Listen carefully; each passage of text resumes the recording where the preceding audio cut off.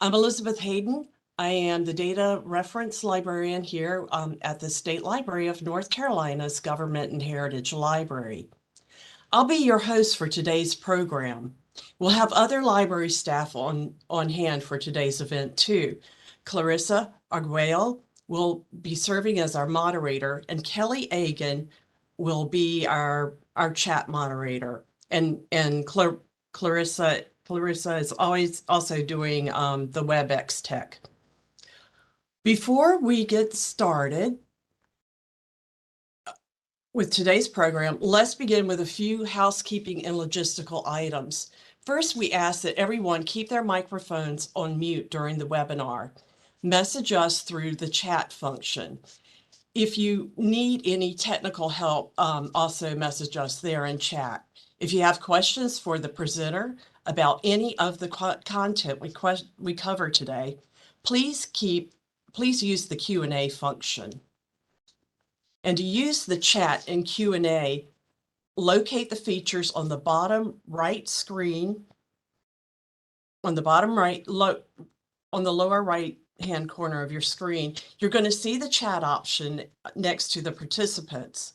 When you click on chat, you'll see the to option where you can select who you would like to send a message to. To locate the Q&A feature, you'll see three little dots to the right of chat. Click on those three dots to access the Q&A. We'd also like your feedback about the presentation in today's workshop. At the end of the workshop, please take a few minutes to visit the feedback survey to let us know how we did. Your feedback is important to us. The link is being shared right now in chat, and it'll also be shared near the end of the workshop.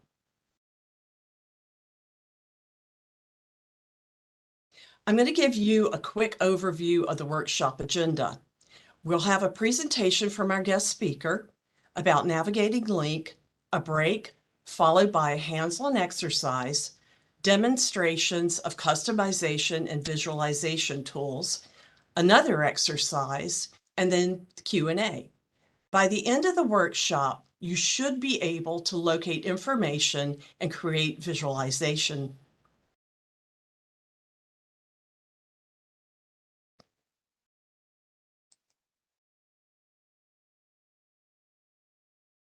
In lieu of a handout for today's program, we're going to share the State Library of North Carolina's Government and Heritage Library's Data Resources Research Guide. In addition to information about LINC, you can find information about the Census Bureau's largest programs, statistical resources by subject, training materials, and our contact information to get you research help. Today's program is being recorded, and we will have a recording available following the program. We'll send this to you by email when it's available on the library's YouTube channel.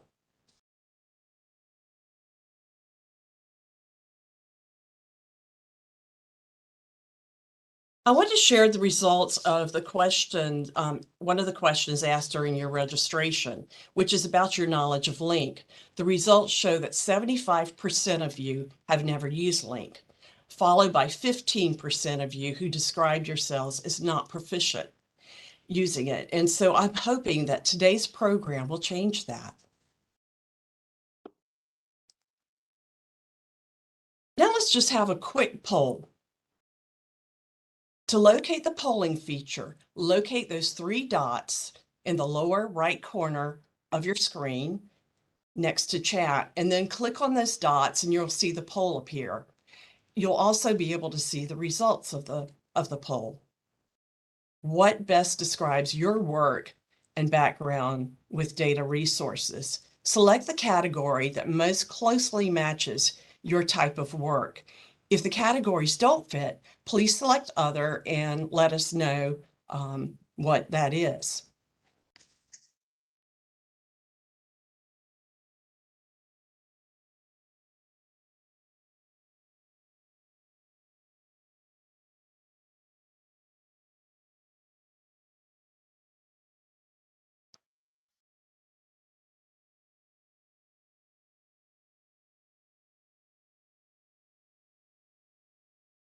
Okay. Based on the results, it appears you're in the right place. If you've never used LINC before or have only used it a few times, we're glad you're here to learn how to use this resource and the strategies for obtaining statistical data. If you have used it already, we hope that this is going to be a helpful refresher and that you'll learn some new techniques and approaches, as well as some advanced tools for navigating and visualizing data.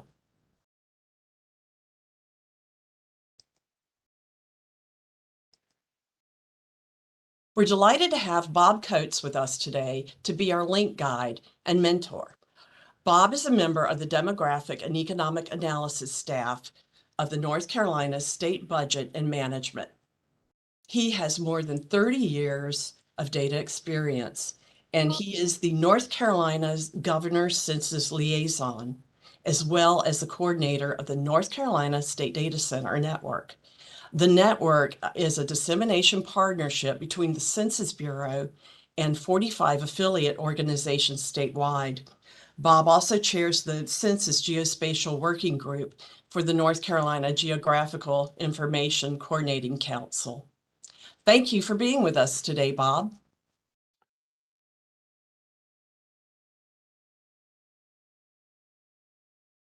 Thank you so much, Beth, for the introduction, and thank you for asking me to be a part of today's presentation. So as Beth mentioned, I am the coordinator for the North Carolina State Data Center Partnership. And I wanted, before we get into talking a lot about how to navigate LINC, I wanted to give you a little bit of background. So the background of LINC is tied very much to that State Data Center program. So let's see if we can move the slide ahead here.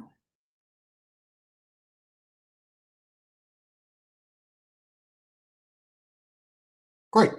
Yeah, so the State Data Center program and login in North Carolina are very closely intertwined. So the SDC program began in the late 1970s, and North Carolina was one of the first SDCs formed in the country. So the State Data Center program was established, as Beth mentioned, as a partnership between the state of North Carolina and the U.S. Census Bureau to facilitate the sharing of census information to local partners who needed that data. And the State Data Center program in North Carolina took that a step further. We wanted to be there to assist data users with more than just census data. The census data is very important, but there's a lot of other data being produced in the state of North Carolina and for local governments. So we wanted to come up with a tool that would report that data, and LINC was that tool. So that role is statistical coordination within state government, and we recognize there's an awful lot of data out there. So what we're really bringing you through LINC is the tip of the data iceberg. LINC has never really been intended to give you all the data that's produced by every entity within North Carolina state government, but the goal for LINC was to be your best first place to go to find information about North Carolina counties and municipalities. So the SDC staff began collecting data that was regularly reported by state government agencies. So annual report data, quarterly data, monthly data, data that was regularly reported by North Carolina agencies, at least for North Carolina and the counties. If it was also reported for municipalities or for census geographies like census tracts, we'd grab that too. But we needed to rely on the data source to be regularly reported and to give good geographic coverage. So when LINC was first created, it was a database. It was a dial-in database. So for those of you who don't remember when dinosaurs ruled the earth, before the internet, the data that was collected in LINC lived on computer tapes. And the affiliates of the SDC network had a data catalog, a notebook, with codes to get to the variables that they needed. They would dial in to this mainframe network, and they would input the codes, the geographic codes and the data codes that they needed to actually retrieve the data. So that dialing in, that logging into the system is where LINC came from. Log into North Carolina is what it stands for. And that was fine in the 70s and 80s. But as the internet came into its own, in the 90s, we recognized that there needed to be a change. So LINC migrated to become a web-based application. It lived on an Oracle database. We moved it away from the mainframe onto an Oracle database, and it was web-driven. So users could go to a website and access the data. They no longer needed to have user IDs. You no longer needed to have that data catalog, that notebook that the affiliates had to get to the data. So at that time, a strategy kind of came into place about how we wanted to guide users toward using LINC. So at that time, there were about 1,200 variables, and variables would be historic. That would be a single data item that might be collected over 50 or 60 years worth of data. So when you see variable, it doesn't mean one item for 1 year. It means one item throughout all years. So we organized those data into those variables into 12 what we call topic groups at the time. So as a user found their way onto LINC, they could say, well, I want to find out information about this general topic group. And the topic groups were gathered around general ideas like general population or agriculture or education. There was a keyword search, there were help screens that were available. We recognized that our audience group at that time is really everybody, and it still is. But we recognize that our users are coming into LINC in different skill sets. So you have your novice user, or you may have a user that just wants one data item. I just need to know the population for my city. Or you have people who are doing a more in-depth study. They may need to grab a number of different variables for a given area. And then you have high-end users that want a lot of data, a bulk of data that they can download and tie to their own data sets so that they can do high-end analysis. So we wanted to be flexible to accommodate all of those user sets. So when we migrated LINC to the online version, there was a guided 3-step process for users to either use a pre-formatted report or a 3-step process of selecting a variable, selecting a geography, and selecting a year to kind of create the report you wanted to. But it was a very step-by-step process. Or if you had some of the experienced users that had the data catalogs, they had the codes that they needed, they could just pop those in very quickly and create an advanced report. So we had some flexibility for user types. There were some limitations with this system. You could only grab 25 data items for your selected geography. So you couldn't go in and create a pretty extensive report. You were just limited. And if you wanted to compare data for all counties or all municipalities, you could only get 1 year of data at a time. Also, LINC at this time was static. It only produced tabular reports of data. You weren't able to create maps or charts within LINC. You had to export your data and bring that data into another program. And LINC was all manually maintained. So we counted on staff at the data center to be able to go out and track down new data and get that loaded into the system.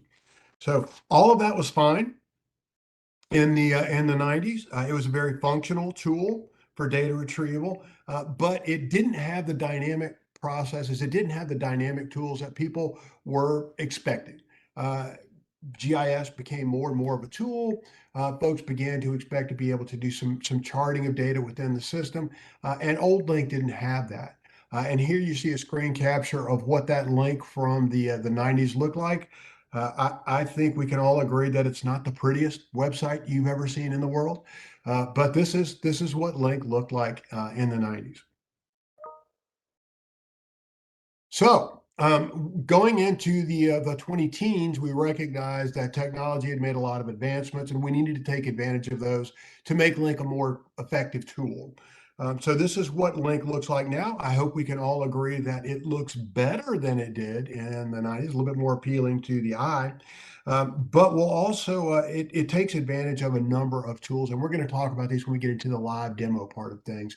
But the new version of LINC takes advantage of an open data platform, which is kind of the new wave of presenting and sharing data. It allows for more efficient uploading of data using harvesters and API access to get data into LINC. So we hope that this is going to make LINC a more timely data resource. It's also going to allow us to expand the LINC data catalog because we don't have to worry about a handful of individuals actually getting data into LINC. It's possible for us to make LINC an even bigger resource and share more data than it has in the past. The new LINC now has dynamic charting and mapping capabilities. Users can download bulk data from LINC to pair with their own data sources much more quickly than they could in the past. There's a new registered user function that allows data users to save any kind of visualizations, dynamic charts or maps that they've created within LINC. It also allows registered users to share data stories, to share with other data users how they're using data to meet local needs. LINC also has a number of other features that we'll talk about once we get into the live demonstration. But one of the things that we do recognize is that with any sort of change in format, there are going to be some pluses and there are going to be some challenges. So we talked about working with the new version of LINC allows us to use the API and harvesting capabilities to bring more data in. So we're going to be meeting more. The LINC staff is meeting with state agencies to find out, are there more data sets? Are there other data that you're producing that you'd like to take advantage of? So as I mentioned, we hope this means that we're going to be expanding the LINC catalog to serve even more data than we have in the past. So with that being said, there are some challenges. For folks who are very familiar with the old version of LINC, there's just growing pains and getting used to a new system. The new system also has some limitations right now. The search feature maybe isn't as intuitive as you think it would be. And we're going to work through some exercises to kind of highlight that. It is functional, but it's kind of a two-step process. We want to make sure that users understand that. At least initially, there has been a temporary loss of some geographic data diversity. If you are familiar with the old LINC, you were able to go in and choose a geography and say all geographic parts. That meant that, for instance, in a county like I don't know, Guilford County, you would get a Guilford County total. You would get the information for all municipalities within Guilford County, and you would get a count of those parts of municipalities that crossed county lines, as well as data for that part of Guilford County that didn't live in any of the municipalities. So you could get all of that with one geographic feature. Currently, that doesn't exist in the new version of LINC, although the data is still there. You just have to select it. So all of these are items that are currently being worked on by the development staff, but these are just some differences if you're familiar with old LINC. If you're not familiar with old LINC, then it won't make any difference. The data is still there. You can still get to it. It's just a difference from the old LINC and the new LINC. Also, we're going to spend a little bit of time in a live exercise talking about this. The searching aspect is limited a little bit to the criteria that you see on the descriptions of data sets and keywords. Again, I just want to give you a little teaser right now. As we get into that, I'll show you a demonstration about exactly how the search feature works, just so you'll understand. It may not be exactly what you think it is when you hear search feature. So, what are our next steps with LINC? Well, we want to do exactly what we're doing right now. We want to start talking with data users, showing you the product, letting you get into it, kind of dive in, get your feet wet a little bit, and then hear what your experiences are. What would you like to see in LINC that's not there? What seems to be working well for you? What's confusing to you? How can we make this a better product going forward? So, as we're going through some of the demos today, especially as we get into the hands-on exercises, please feel free to use the chat feature or the Q&A feature. If you have a question, if you have something that you want to add there, I'm going to be relying a little bit on the state library staff to help me keep an eye on those questions, and we'll get to them and hopefully make this as useful a session as possible. Let's see here. Yeah. So here's how do you get to LINC? That's one of the big first questions we should get to. LINC is hosted by my office, the North Carolina Office of State Budget and Management. So here's a screen capture from the OSBM website. If you get to OSBM, it's osbm.nc.gov. If you're on that home page, you will see on the navigation bar a link to facts and figures, the facts and figures page. If you pull down that navigation bar, there's a specific item for link. So from the home page of OSBM, just hover over facts and figures and come down to link. Click on that and you will come to the link page, which is what you see here. I hope you'll notice that there's a link. When you're on that page, you're not actually in link. You're just getting ready to start link. There's a button there that says explore the new link here. You'll need to click on that to actually start link. Right below that button, there are some canned training videos, which is me talking about some of the stuff we're going to talk about today. But that doesn't mean you should be watching those now. You should pay attention to me. And then later, as you're working through link, if you have questions, you can come back and follow those. So when you click that link, you will actually get into link. So I think, but we're going to go right into that now, right, Beth? Right. Mhm. Right. Okay. So let me stop with the slides, and I will go directly into sharing my screen here.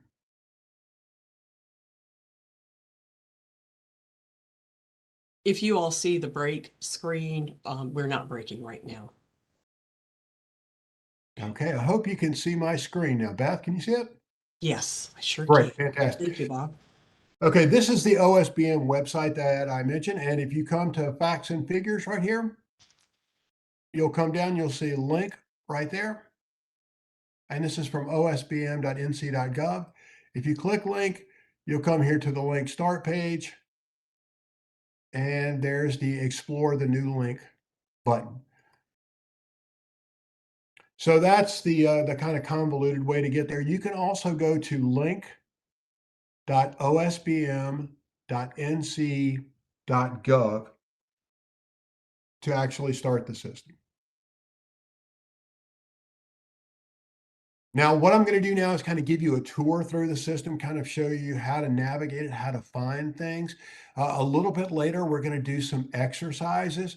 So I encourage you on your own computer, if you want to just kind of follow along or explore link, that's a great idea.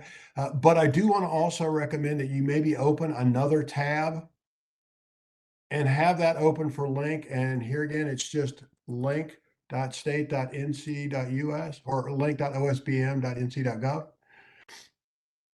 So you can have one tab open to do your exercises and one tab to do your navigation. The exercises, when you actually do your hands-on exercises, those are going to be where you work through things, and you don't want to lose your kind of surfing capability. Okay, so when you're actually in link, and this is what it looks like right now, and you're going to see a few things that look a little bit different for me. But the first thing you see in the upper left-hand corner is the OSBM logo. That takes you to the North Carolina Office of State Budget and Management, and there's a ton of great information there. It's worth a visit if you've never been there, especially if you're interested in the state budget of North Carolina. But that's what the logo here does. The big field that you see here for search OSBM data functions exactly the same as the search window in the data catalog. And we are going to spend a little time talking about how searching works. I think it's easier and probably more effective to use the search window when you're actually in the data catalog rather than here on the home page. So I'm not going to talk about it a lot right now, but we are going to circle back to it. Next is the main navigation bar. So it's this lighter blue bar right here. So the home tile on the left side brings you right back here to the link homepage. Wherever you are in the link process, it will bring you right back here. Now, I do want to point out, if you're working in a data set, if you're building a query, if you're trying to find data, if you're building a chart, if you're building a map, if you hit any of these navigation tools, they're going to bring you to that point, and they're also going to drop everything that you've done. So if you're in a data set, you've created a lot of filters, and now you've moved over to create a chart, and you're doing a lot of work there, and you decide, oh, I want to go look for something else. If you click the data tile, it's going to take you back to the data catalog, and it's going to forget all the filters. It's going to forget the charting and all that you've done, unless you're a registered user, and we're going to talk about that in just a second. So just be careful. If you're ready to start over and do a whole new search, that's fine. Click data. It'll give you a whole clean slate and you can begin again. The data tile takes you right into the data catalog. That's where you find where all the data live. And that's that's where I do most of my work. Mapping, if you know that you want to create a map, you can go directly to the map area. For the next two tiles for mapping and charting, I think it's better to start in the data catalog, build the data that you want first, and then shift over into making a map or a chart. The help tool right here, the help tile, will take you to an area where the vendor whose platform that we're using has shared several quick videos on how to navigate and how to use different parts of the platform. Now, they are the videos that are shown there are not videos that are necessarily in LINC. So they're just showing you generically how to use their tool, not necessarily how to use LINC, but the functionality is the same. The contact tab takes you to a form. If you have questions, concerns, any kind of feedback that you want to share with the LINC development team, that's a great place to do it. So feel free to do that. Next, you will see the back office tab. You'll see my icon and you'll see log out. Now that's because we're logged in as me and I have a bit more permissions than most folks. But if you're brand new, what you'll probably see excuse me, are options to sign up or log in to become a registered user. And there's a subtle little message right here in the middle of the screen about becoming a registered user right now. If you use LINC, even just occasionally, I encourage you to become a registered user. What that does, it's absolutely free. And it allows you, excuse me just a second.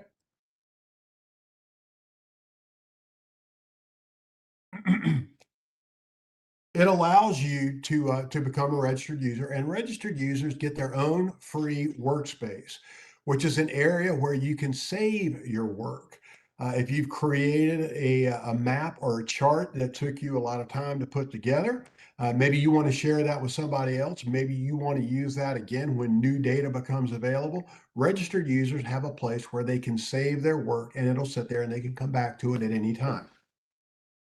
Registered users can also subscribe to data sets, and I'm going to give you demos of all of this, but you can subscribe to a data set, and when new data becomes available, you'll get a notification saying, hey, we noticed that you were interested in the vital statistics data set, and new data is now there.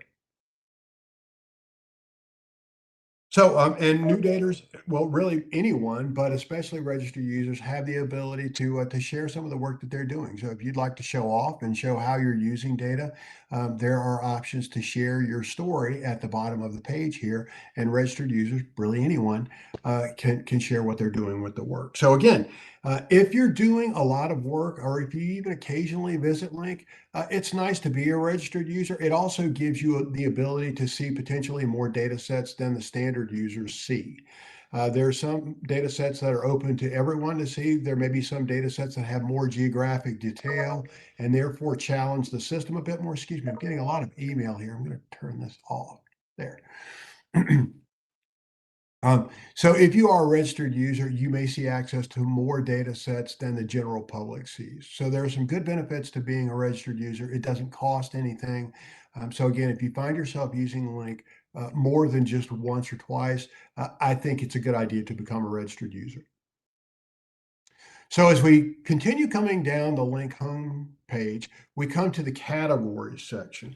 Now, for those folks who are familiar with old LINC, the categories were what we used to call the old topics. And again, remember, we created this in a way trying to help three tiers of users. That novice user may just need some quick information. They just may need one or two data points and that's it. Or you may have folks that are interested in LINC, but they really have no idea how things are organized, what sort of data is here, how can I find information. The category pages that you see here are really intended to kind of meet that need. Show folks some of the data, kind of the most popular data that's in LINC, but organized around some general categories, themes, or topics. So what you'll notice here is that, oh, I should give you a little bit of background. So the data sets that go into these categories, data are actually housed in things called data sets. Data sets are sort of like the volumes or the collections where the actual data live. And so we wanted to find a way to present that data to guide users through finding the data that they needed. One of the ways we do that is to create these category themes. So you see the icons here. Social and Human Services has a person's face. Energy and Utilities has an electrical plug. Those icons will follow the data user through into the data catalog. So when you get into the data catalog, you're looking for types of data. We hope that that icon will be a visual clue that, okay, this is part of the education theme, or this is going to be part of law enforcement and the courts as you see that icon throughout your LINC session. Let's take a look at the intro to North Carolina, just to give you an example of what users might see. Now, these are intended to give you both a flavor for what types of data are in LINC, but also some of the functionality that are available in LINC. So when we first come in, note that your header still follows you. So you still have the OSBM link, you still have the big search window, you still have the full navigation bar. And then you get a little textual introduction to what you're looking at here. And in bold letters, you get you get the mentionings of some of those other categories that you can get to, some of the other themes: population, vital statistics, social and human services. Next, we have a little footnote here, kind of giving you a hint about what some of the vintage of the data that you're looking at. And there's a link to the full data catalog. Clicking on this link is the same thing as clicking on data here. It takes you to the same place. But as we're coming down, we actually get into the data. We see a map of the 2010 census population right here. And then next to it, we see a tabular display of data from the 2020 census counts, the unemployment rates, per capita income. As we come even further down, we see a nice pie chart of educational attainment. We see that that's coming from the American Community Survey. And then on the left-hand side, we see a list of all the counties. So by default, what you're looking at is North Carolina data. But let's say you wanted to find information on any given county, we can click on Beaufort County. The map will zoom in. And I should point out here that you can click on the map and you'll get the actual value. So the 2010 population of Beaufort County is 47,749 persons. And if we look at the 2020 population count, we can see the difference. They actually lost population. And then you'll notice that all the other data that's over here has redrawn just to show you the information for the selected county. And if we come down even further, we'll notice that here, all of the educational attainment data has also redrawn just for that county.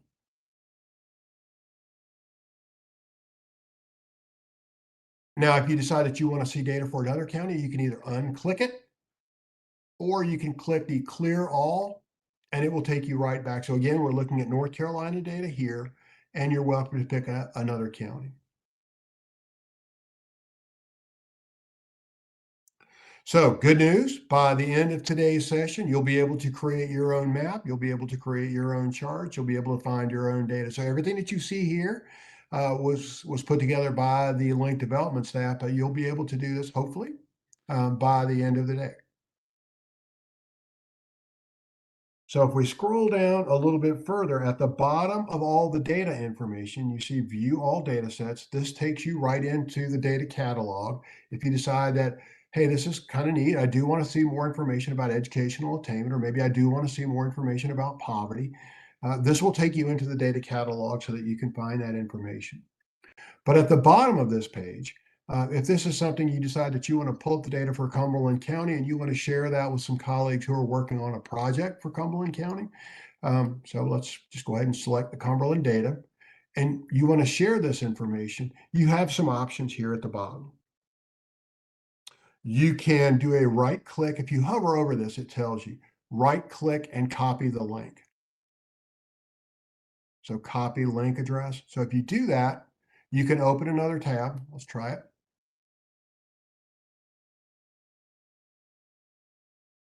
Paste. And now you've got the Cumberland County data. So you've copied it and you can share that with anyone you'd like.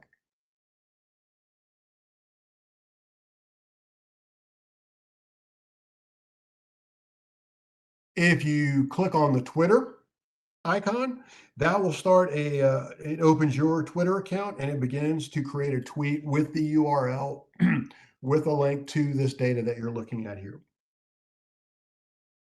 Next, unfortunately, is just a big tease for you on Facebook. The icon is there, but right now the functionality doesn't exist for you to directly go in to your Facebook account and post a Facebook message about this.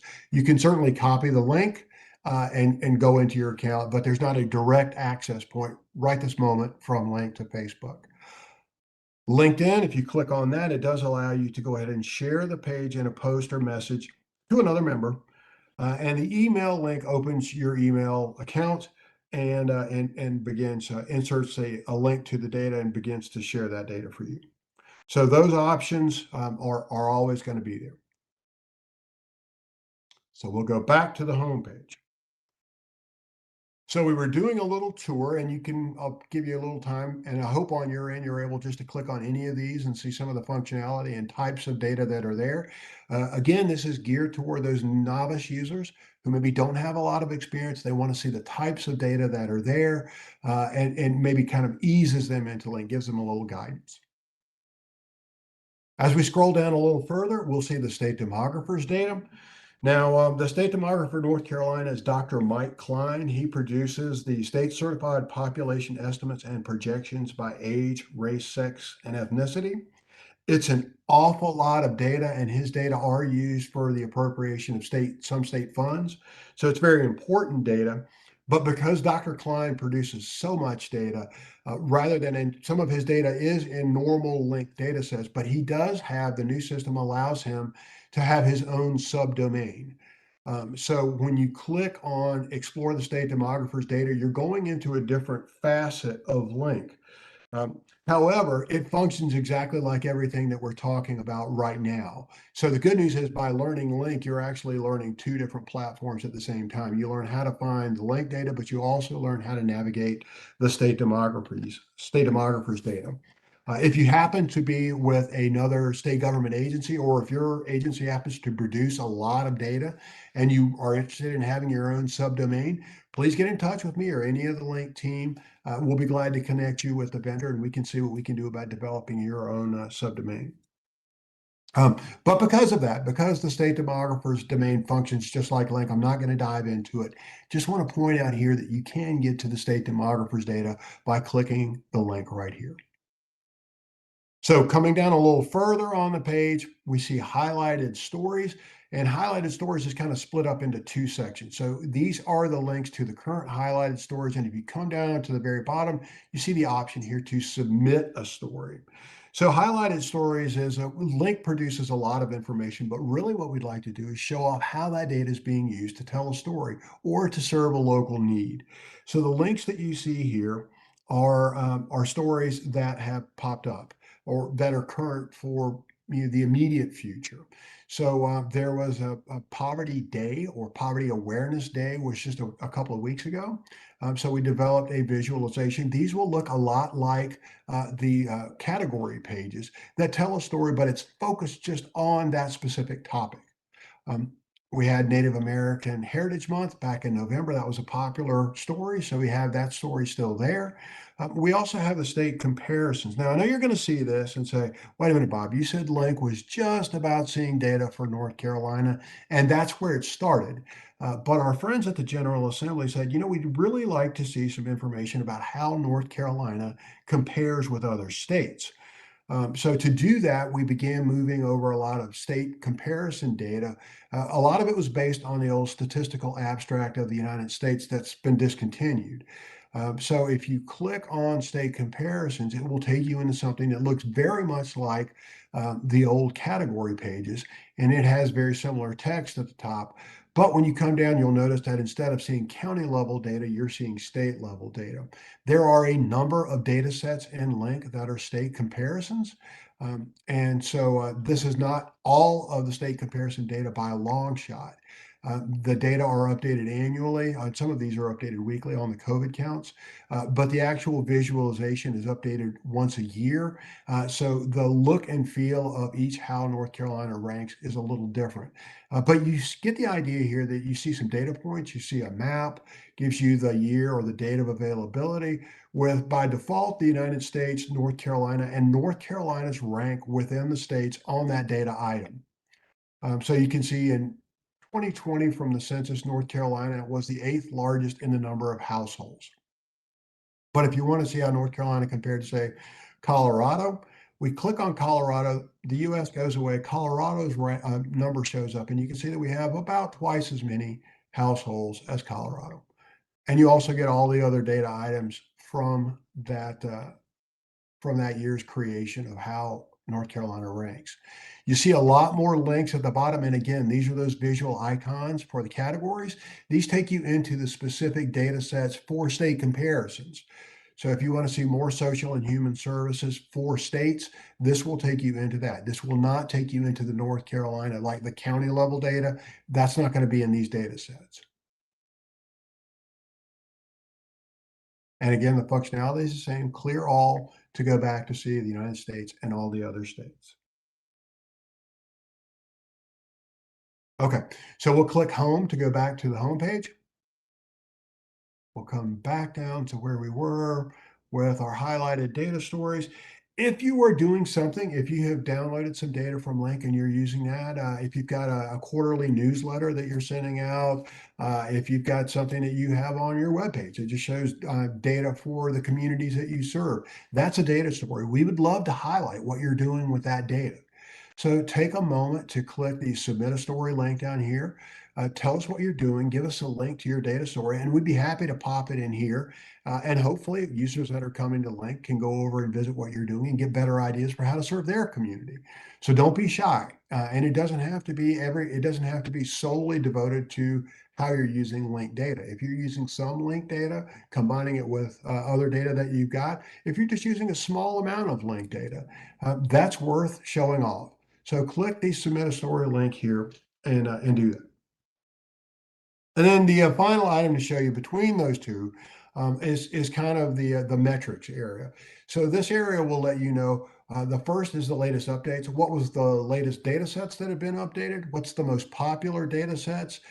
These are popular data sets, not only in terms of just downloads, but there are some factors that get added onto that in the back end.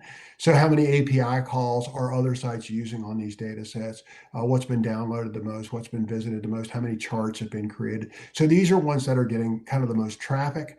The visualization side on the other side, these are visualizations that were created by the vendors for the site, and they're using these to do demos to other clients that they're working with. So these are getting a lot of hits, not necessarily because they're the most popular with our data users. These are being used more by our vendors. So that could change in the future, but for right now, that's the LINC homepage. So that's an introduction to what you see when you land on LINC, and that's great. But how do you actually find data, and how do you actually get to what you need? Great. Well, click on the data link to actually go into the data catalog. So when you click on that, you're going to see this change come up, and everything at the top should hopefully be familiar to you. So our navigation bar, that follows us the whole time we're in LINC. The link to OSBM and the search window up here. I rarely, if ever, use this search window. This search window right here, find a data set, that's the one I use the most. But using either of these is exactly the same thing. So what I do want to point out is on your left side of the screen here. Now, again, we're logged in as me. So if you're surfing along with me, you're probably going to see a different number here. I see 124 data sets, but that's because I'm logged in as an administrator. So I see things that aren't necessarily public. You folks should probably see, if you're not logged in as a registered user, you might see something along the lines of 90-ish data sets. But that's, you haven't done anything wrong. That's just a limitation of the access permissions. So what I want to kind of focus on to begin with is what's on the left-hand side. And you may be familiar with this from other websites that you've surfed on. Right now, you're seeing 124 data sets because when we look under the filters area, no filters have been selected. This filter area on the left-hand side is where you kind of customize your criteria. What I really am looking for is this, or what I would really like to do is to do this. The filter area over here is where you set those criteria, where you set those filters. Now we notice that by default, the data sets are sorted by most recently modified first. And you may remember back from when we were on the home page that the last data set that was updated was vital statistics and health link. So the latest year of deaths was published, and it's added in the link, and that's why it showed up at the top. But we're not locked into what we see here. So the decisions that we make on the left-hand side in the filter area will affect what we see on the right-hand side. We'll call this the result area on the right. So if we click on these three dots here, we see that we have the ability to sort those data sets alphabetically or reverse alphabetically. We can also sort them by recently modified first or last. The biggest data set, if we want to see that first, fine, we can do that. If we want to see the most popular in terms of downloads. So you have plenty of options about how you want to sort what you see over here. But the default is most recently modified. Next, what we see is the filters tab. And right now it just says filters. But as we make selections, you will see your options show up here. And those filters are going to affect what you see in the results field.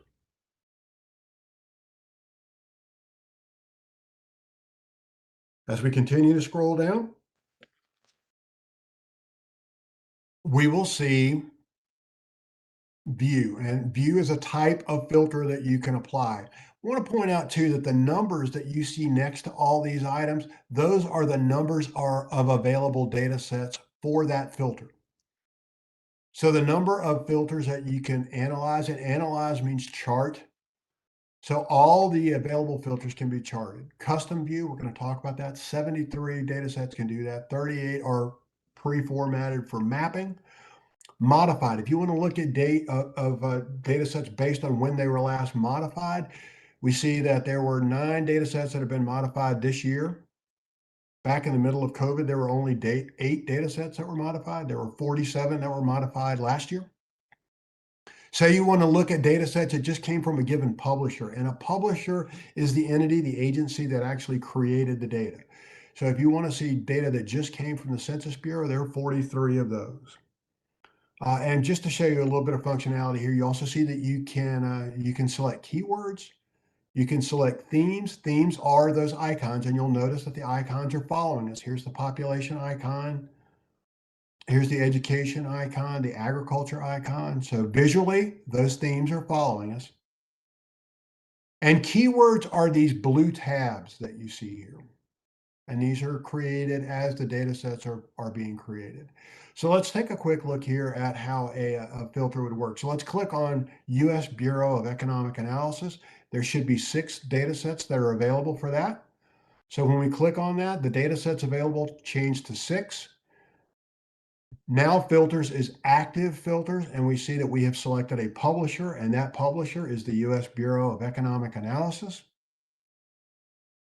We have 6 data sets selected. They are available to analyze and create custom views. Over here, we see tiles taking us into those specific data sets. So the first one, US BEA Farm Income and Expenses, and it has the ag icon next to it. Next to it, we see the types of functionality that are available for this data set. We see a short description, the publisher, and some keywords. And that's available for each one of the BEA data sets.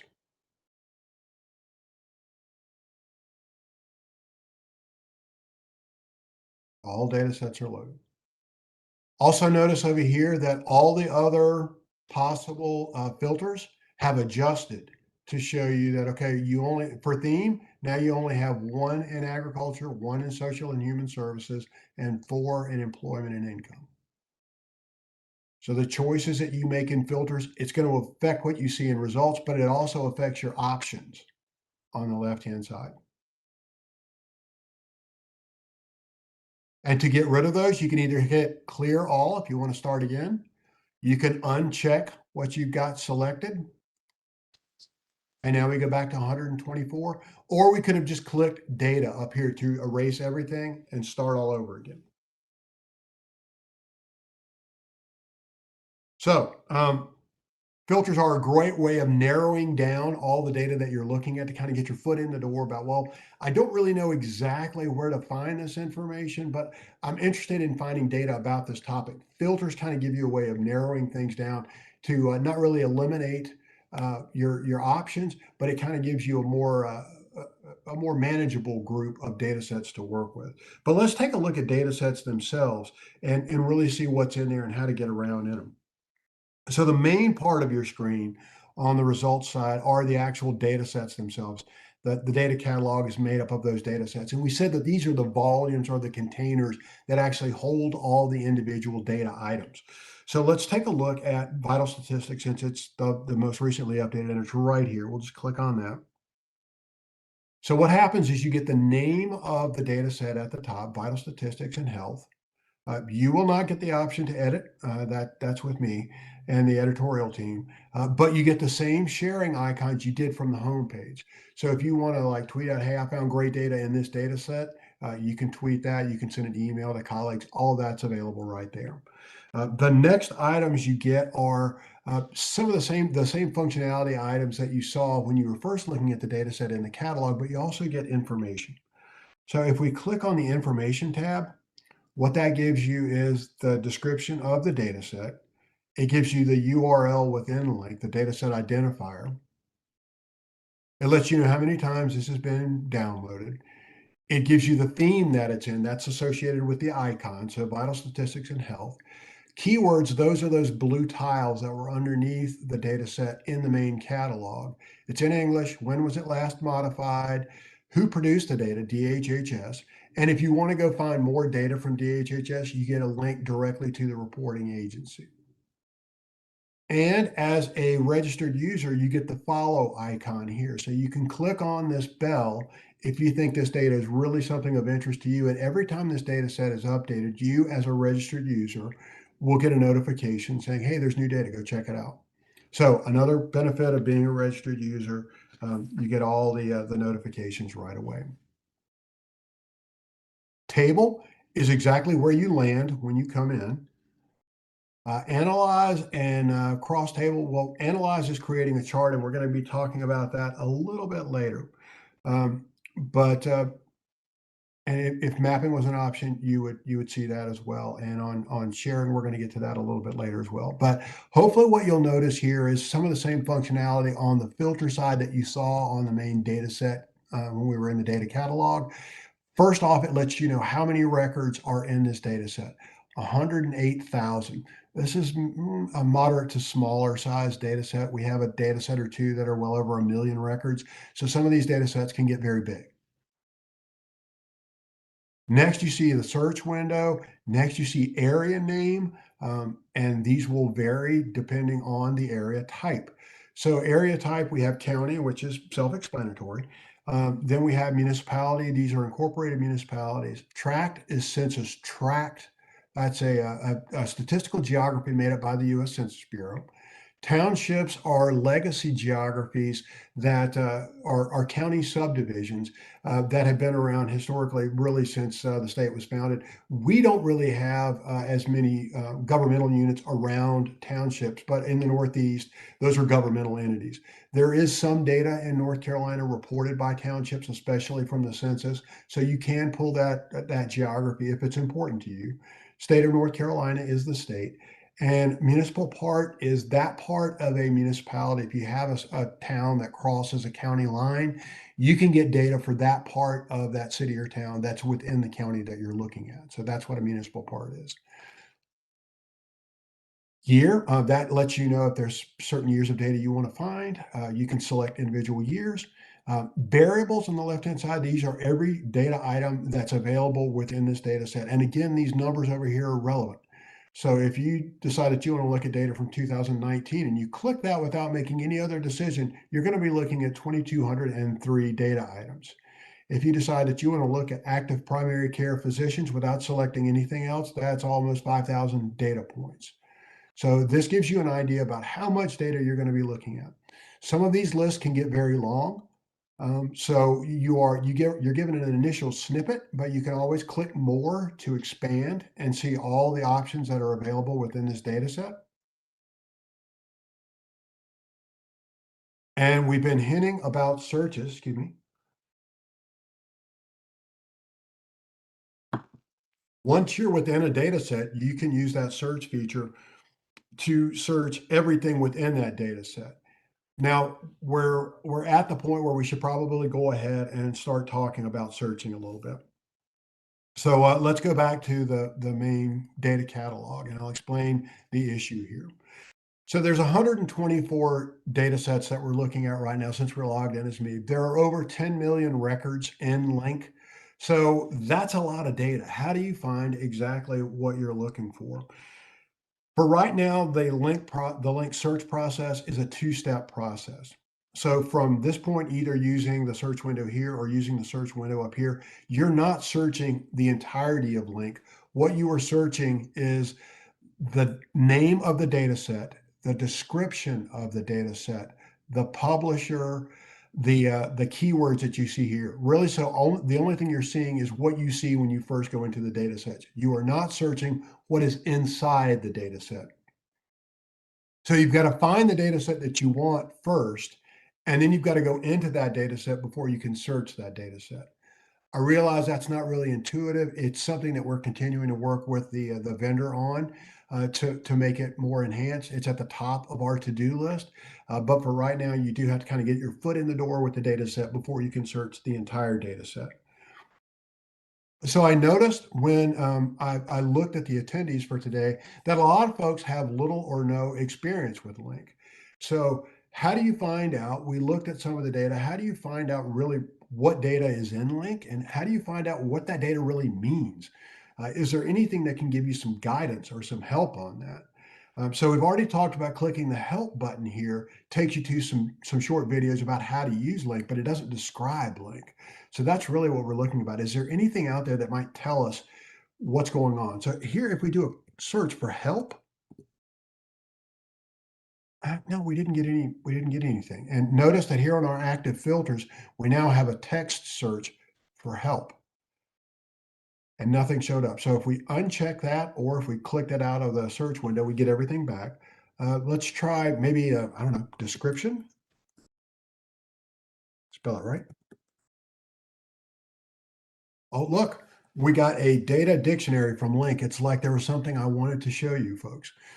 This is one of the most important data sets, I think, in LINC because this is the data dictionary. It tells you what is in LINC and it gives you some description of it.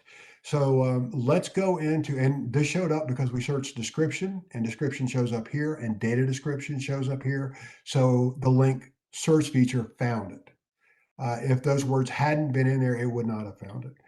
So let's click on the name to open the data set.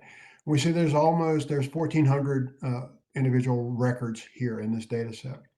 Everything is going to be just one here because there's one variable and there's one definition in each one. So you're just going to see a bunch of ones. And you see all the source information. So we see that the Bureau of Economic Analysis has 327 variables that they've provided. You can expand that if you'd like to.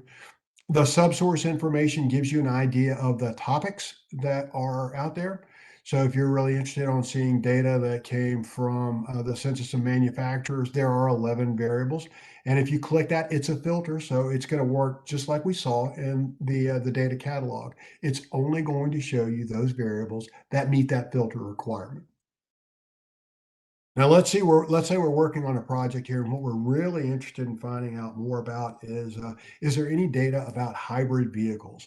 We're interested in doing some environmental studies, and we want to see what sort of information is available on electric vehicles. So let's type in the word hybrid. And just like with the regular search, now we are into the actual data set. So it's searching everything that's in this data set. So you don't have to worry about a keyword. If there's a data definition out there, even if that data definition is 10 paragraphs long, if it has the word hybrid in it, this will find it. So I typed in the word hybrid, and we see the text search here for hybrid has brought us 3 records. Here we see the variable name. All of these have hybrid. If we hover over this, you'll get the pop-up showing you the full value. So this comes from the Department of Transportation. It's under the vehicle registration information. And then if we hover over this, you'll see the data definition for each item.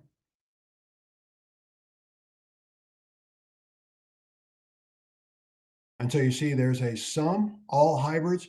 This shows information for vehicles that are electric, plug-in hybrid, and hybrid all summed together. So there's 3 different classifications of hybrid vehicles from DOT. We're looking at this as a table. And in fact, if we wanted to unselect this and get back to the full data definition, you can export that. And you can do this with any data set that's within LINC. You can pull the whole data set, or if we had kept our search of hybrid, you can also just export what you found. You can export as a comma delimited file, as an Excel file, or a JSON file.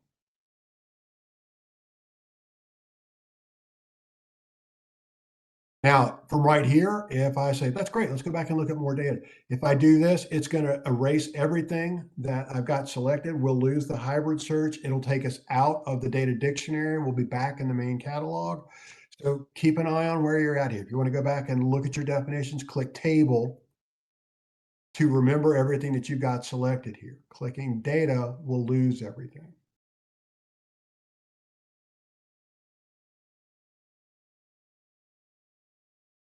So everything here is gone. Okay, so that is a kind of quick tour of what we're doing on 10. So we've got 10. Okay, great. So we've got a few minutes here. Now that I've given you a quick tour, what I want to do is kind of show you how you put those component pieces together and find data that you need for whatever you may need. So just last week, we celebrated the Lunar New Year, the year of the rabbit. So what data might LINC have available to tell us about the number of persons who were born in Asia that now live in North Carolina? So we're not talking about the people who are of the Asian race necessarily, but we're talking about people who were born in Asia that have immigrated to the US or to North Carolina. So how do we do that? Well, we can do a search here, but I'm not a fan of this one. So I'm going to go into the data set. And then I'm going to say, okay, well, we're looking for folks from Asia. So let's type in the word Asia and see what we get. Oh, okay. It didn't get anything. All right. So what are our other options? What are we really looking for? Where people are born. So maybe we do a search of birth. Where were you born? Okay. Well, this seemed to grab some stuff for us. We got 5 data sets. We got vital statistics. Well, that's no surprise, the number of births and deaths in an area. Next to it, we have the foreign-born population. That sounds like it might be hopeful. We can scroll down, 2019 foreign-born parents, foreign-born population by place of birth, and state comparisons data.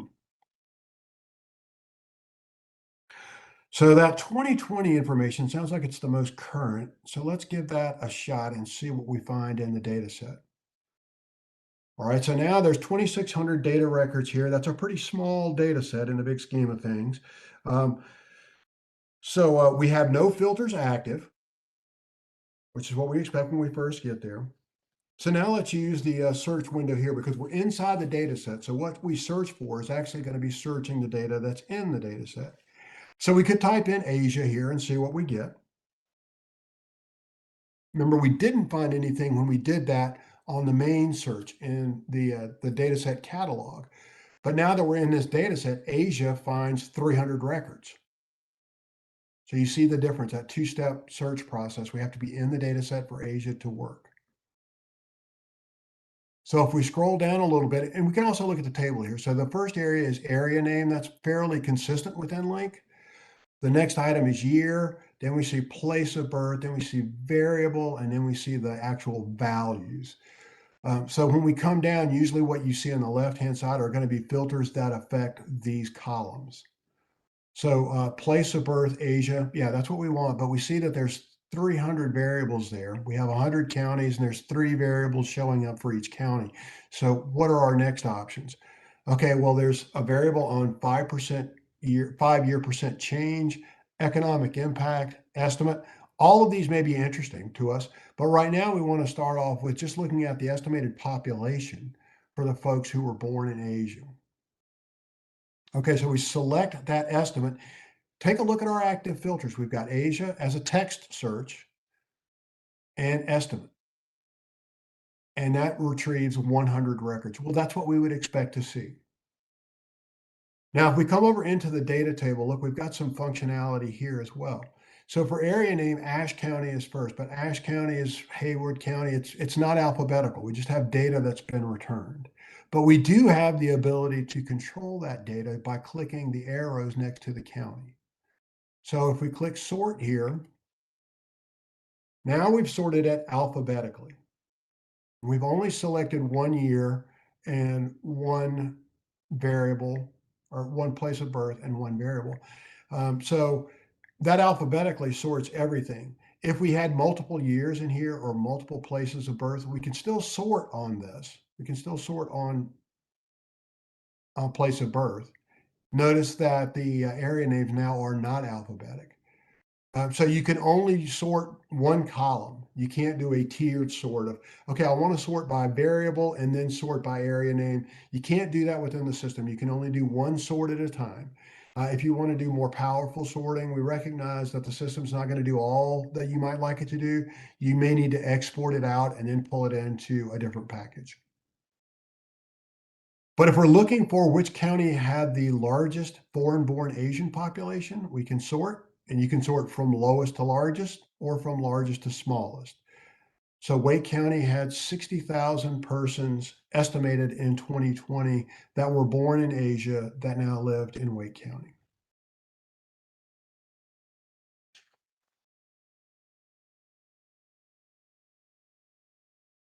And you have all the scrollability that you'd like.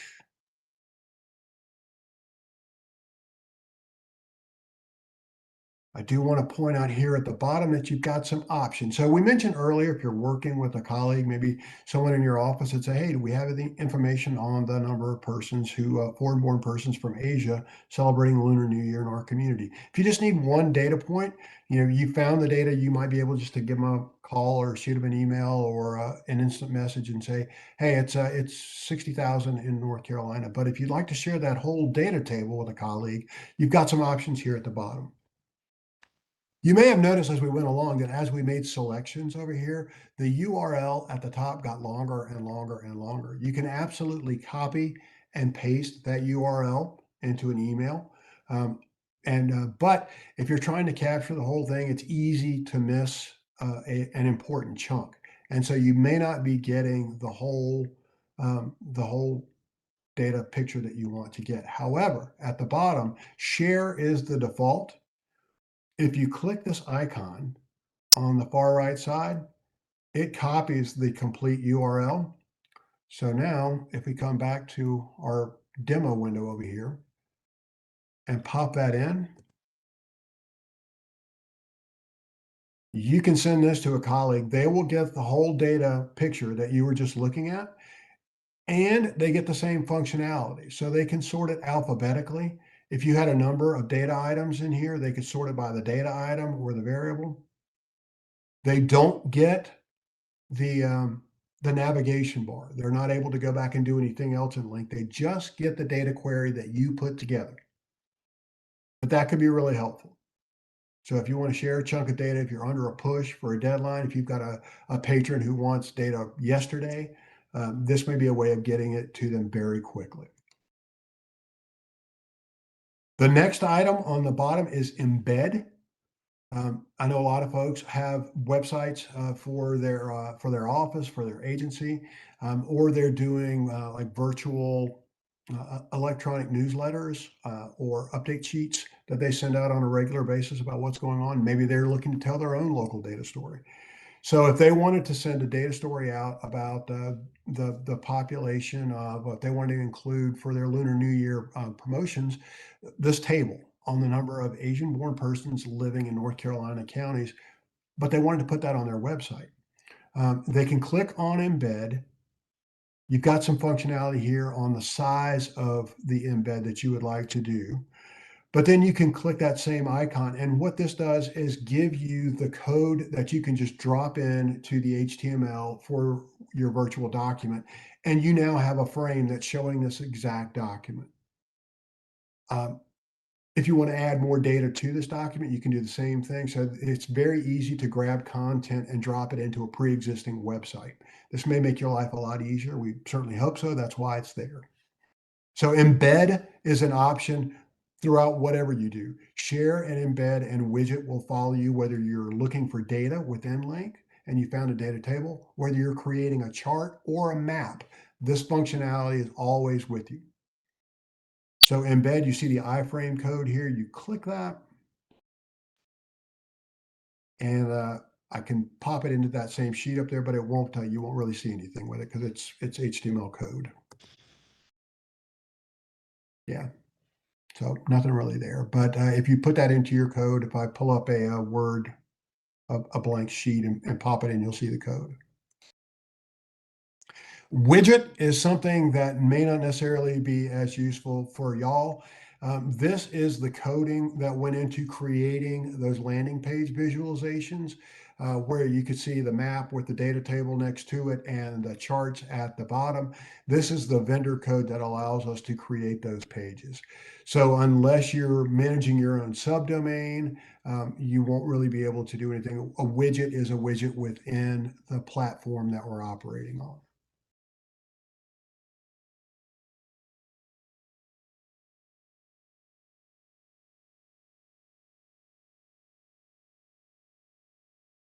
So I also want to point out really quickly here that what we have selected for this data table is a text search for Asia, and we selected a variable. Notice we didn't really select Asia, it's just a text search. So if we take the text search out, now we go back to having 700 records. You do need to actually, if you want to select the variable itself, we could leave the text search there, which is what we just had, or you can click and select the individual item. So I just point that out because if you need to do multiple text searches, if you delete one to do another one, if you don't have the item selected up here and you remove the text search, you're going to lose it in your active filters. So use your text search to find the filter that you want and then click that filter and then do the next text search if you're looking for multiple items.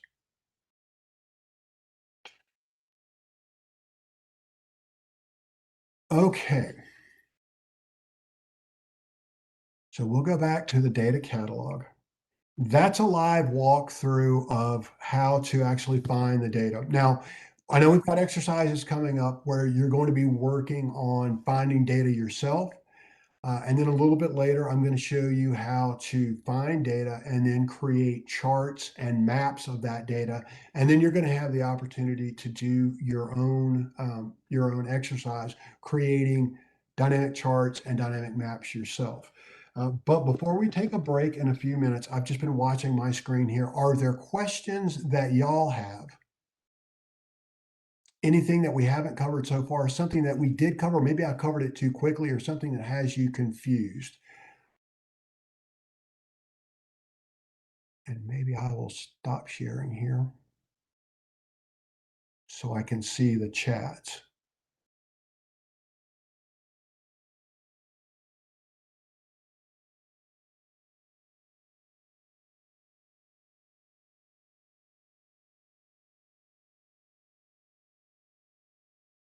Okay, for folks at the State Library, are y'all seeing any questions that maybe I didn't see pop up?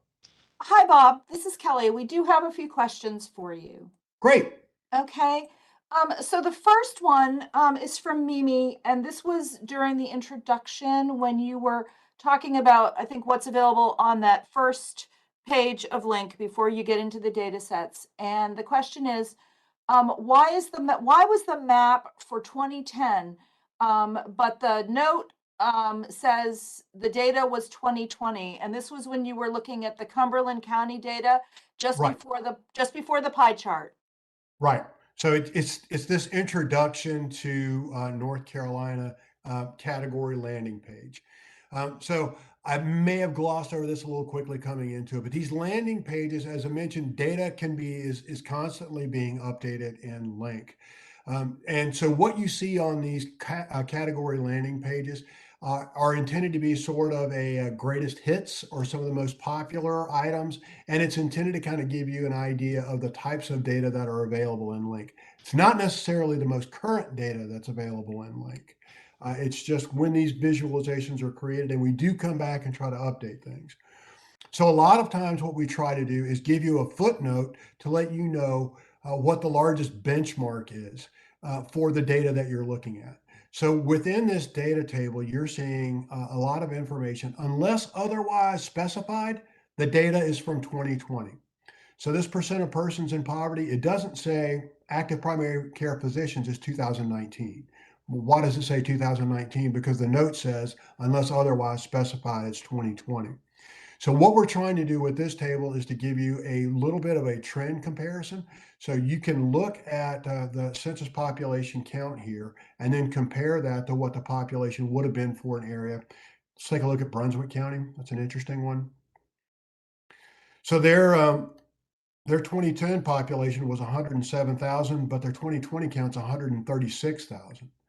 So it gives you a little bit of a trend point here. We could have easily updated that map to make it 2020, but we wanted to give users a little bit of comparison.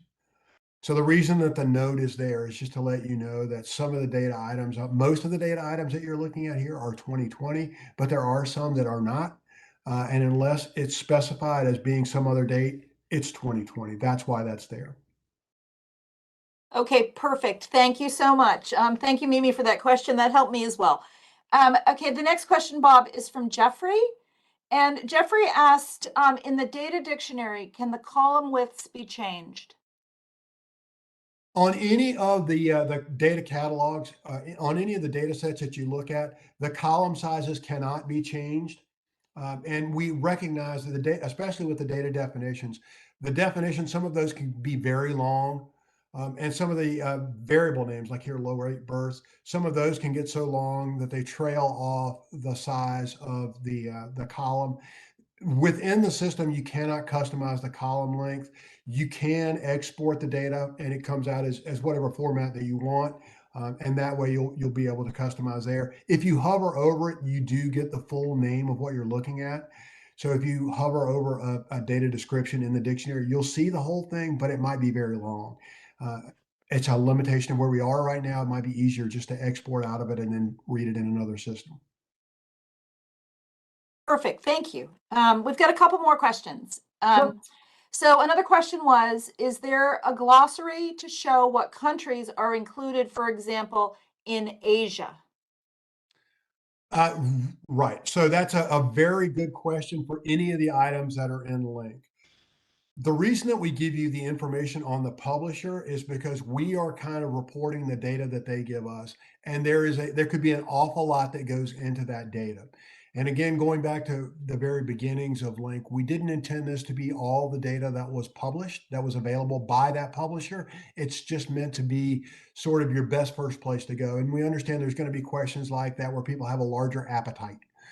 So we give you the publisher so that you can get in contact with them and do a deeper dive on what's actually there. So that information that we saw on the foreign-born population from Asia came from the U.S. Census Bureau. They absolutely do provide more detail in what's available from Asia. I think there's a data set that shows a little bit of that. Let's try that again. Foreign. We actually did a data visualization on this as well, so a data story. So if you look at the foreign-born population, I think this one just may give us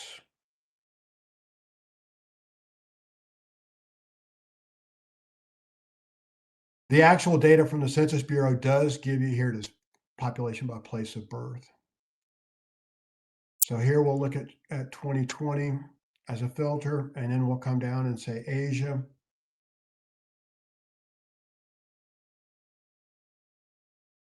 So we have total there, but if we come down and look at what else is available, these Asian countries are available. So this is a breakdown of the Asian total category. And the Census Bureau has even more data that's available. A lot of this might be zero, and that's a point I do want to point out here. When you're in LINC, I'll select Armenia. 0 is a data item. You may find data, you may do a search in LINC and you'll see a blank here. That blank means that there could have been data suppression involved. So the Census Bureau may have said it's somewhere between 0 and 25. We can't get that into the system. Or they may have said, we suppress this for data confidentiality, and it'll be a suppression code D, as in dog. Those types of suppression can't be loaded into LINC. So you will just see a gap. The area name will be listed, Cumberland County, number of Armenians, blank. That means the data was suppressed. It doesn't mean 0. 0 is a value. If you don't see the area name at all, if Cumberland County doesn't appear, that means Cumberland County didn't report any data. So that's missing data. It could be that all the other counties reported, but Cumberland County didn't. If you don't see a county, if you've selected all counties and you don't see a county name, it means there was no data reported for that county. If you see 0, that means the value is 0. And if you see a blank, it means the actual value was suppressed. So that's always been a part of LINC. It's just, it's the nature of how data is reported to us, and it's how we try to serve it to you. So it was a very good question to let you know there's a lot more data out there, and it also gave us an opportunity to talk about how you might see quirks and how data is reported. Got it. Perfect. Thank you. And we have one other question, I think, before the break.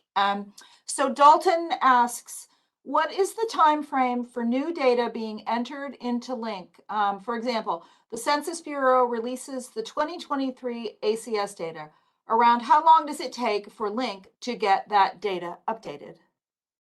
It's a great question and a great example. So ACS, the American Community Survey from the U.S. Census Bureau, samples every month, and they report data every year. They report single year estimates for areas of 65,000 or more in September. We usually don't upload that data into LINC because we have a lot of areas in North Carolina that don't have a population of 65,000 or more. In December of every year, the ACS releases 5-year estimates. And we do use that for uploading all the counties, municipalities, and the state. The data is always uploaded fairly quickly. And again, we don't upload all the data from the ACS, but the data that we do upload, we try to get that in there within, and we can do API calls now. So we can have that done fairly quickly. What we don't usually do is, as I mentioned, we're using an ACS 5-year aggregation of data. So that's data that was collected over 5 years. For the purpose of kind of pure analysis, we don't like to provide years that provide a lot of overlap. So we'll provide the 2020 ACS, the 2015 ACS, and the 2010 ACS so that you can do trend analysis without overlapping sample years that would actually cloud your analysis. If you would like to grab every 5-year ACS, that's where you would use the publisher link to go to the Census Bureau's website, and you can grab each individual annual release of the ACS 5-year estimates, understanding you're looking at 4 years of overlap there, and that's going to cloud your analysis. But we provide the link so that you can get to that. Within LINC, we only do once every 5 years. So the 2020 we've just uploaded. The next one that we'll upload will be the 2025. There are some examples where we've uploaded some other ACS data. That's usually because we're doing some internal work at the office at OSBM, or we're creating a data visualization around a specific topic that we want the most current data item.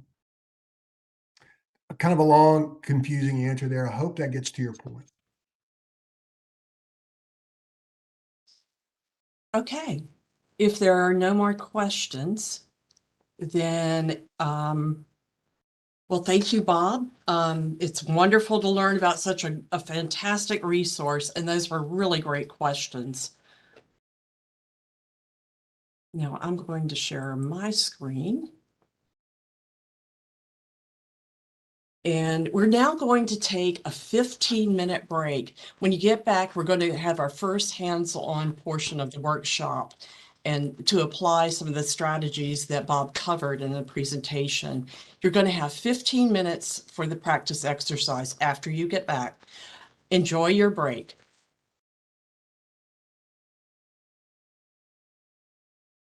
Everybody, now it's your turn. We're going to give you an exercise. The goal is to give you hands-on experience retrieving the information from LINC. And please open another tab and bring up LINC with the URL provided in chat. And be sure to keep LINC open in your browser after you find the results.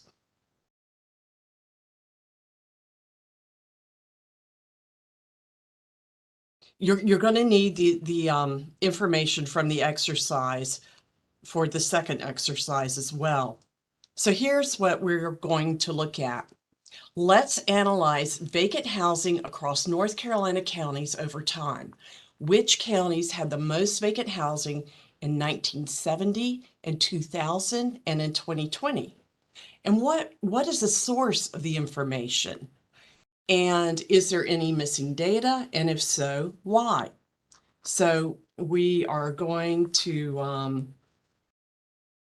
have another 15-minute countdown while you work on that question. Remember to keep the tab open because we're going to discuss the answers as well and then reuse that data.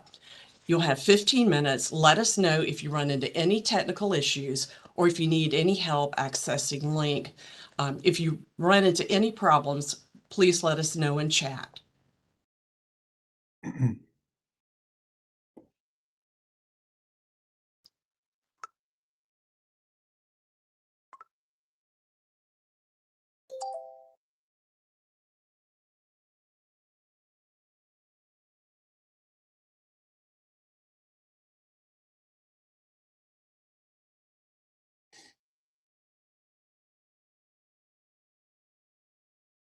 Okay, Beth, the timer looks like it's over. So should I go ahead and show folks a walkthrough on this one?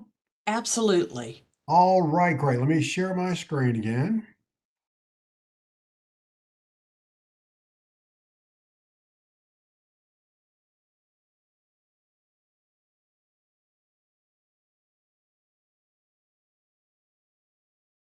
All right, Beth, can you see me?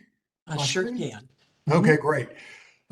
Welcome back from the break. I hope folks were able to kind of get their feet wet and get to the data they were looking for. I do want to point out that during the break, I checked my email and approved 15 different requests for registered users. So any of you folks that requested registered user status, welcome to the family. As we get into the charting and mapping part of things, you should be able to save your work. So thanks for your interest. All right. So as Beth recommended beforehand, I have two tabs open here. I'm going to use my left-hand tab over here, my original tab, for kind of demoing and navigation, the whole process of LINC. And I'm going to use my right tab to kind of save our exercise part of things. And I'd encourage y'all to do the same thing. So this was a good exercise. I think the toughest part of this was actually finding the right data set. So I left you folks a big hint in the chat, and I'll explain that as we get into it. So we're looking for which counties had the most vacant housing units in 1970, 2000, and 2020. So we could have started with doing a search here. I like to go ahead and get into the data set first. And I left the big hint in the chat area because we want to use the same query that we're working on now to do the exercise a little bit later on charting and mapping. So I want to make sure that we got into a data set that gave us that functionality long term. So there's a good hint here that we can do a search for vacant right as we're in the data set, and we do get hits that will give us answers to the data that will answer this question. So you could have done it this way, but neither of these two data sets that come up when you do a search for vacant are pre-coded for mapping. So that's not going to help us in the next exercise. So the reason I left you the big hint was so that we would get to that right data set. So let's get rid of this vacant search and rather try census housing. And the bad thing is that that vacant search only gave us 2 data sets, but when we do census housing, we get 40, or at least I get 40. So what I wanted us to go to was the data set that's down near the bottom, and you can scroll and see all the types of data that are available. But there's a data set called Census Population and Housing LINC. And that lets us look at tabular data, it lets us map, it lets us analyze, it gives us a cross table. So this is all the functionality of LINC in one data set. However, this data set does not say vacant in the description, and it doesn't say vacant in the keywords. So it doesn't show up if you do a search for vacant. That's a pain point of new LINC, and it's what we're hoping to improve as we're working with the vendor. But this is probably the better data set to work with. So we'll click on this data set. When we come into it, we see we have 420,000 records in this data set. As we start to scroll down, we'll see a lot of different weird names. TWP is the abbreviation for township, and then we see township.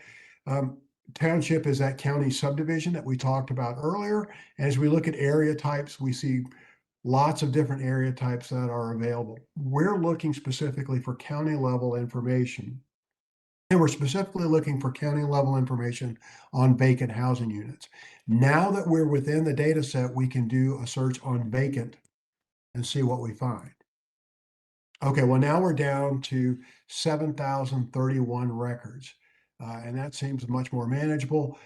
We've done a text search for vacant, so it shows up in our active filters. We see vacant housing units as showing up as our variable. That's what we're looking for. But let's scroll down and take a look at years of availability. So if we expand that to see the whole list, we see 70, 2000, and 2020. So we see the years that we want.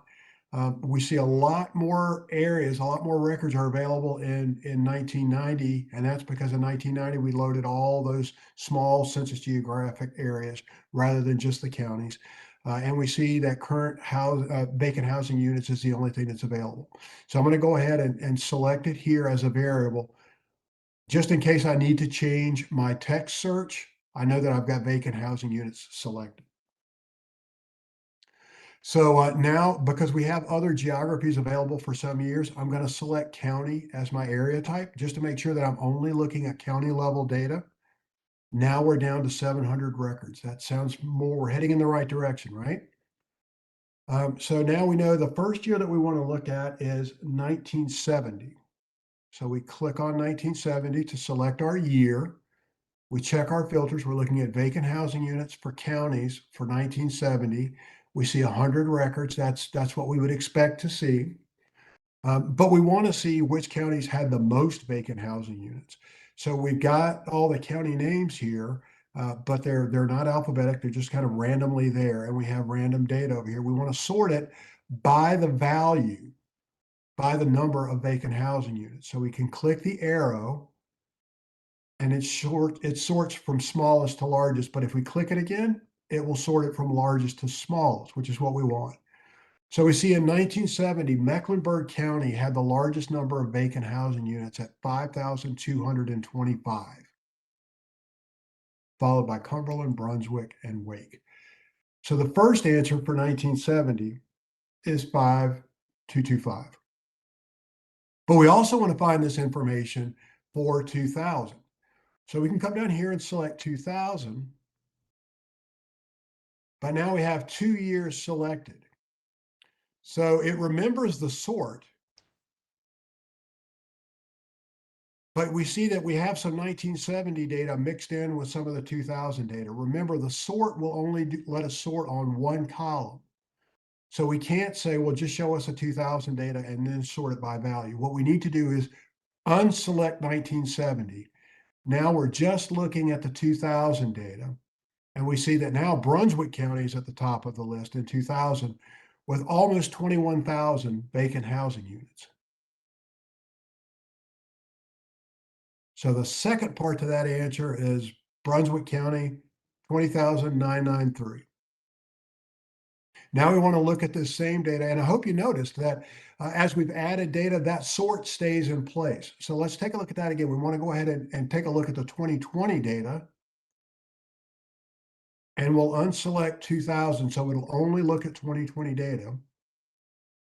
And it has remembered that we wanted to sort on this column, so we don't have to resort it. It stayed the same. And now Mecklenburg County is back at number 1 with 30,152 vacant housing units from the 2020 census. So those are the data point answers to the question. The next item says, well, what's the source of this information?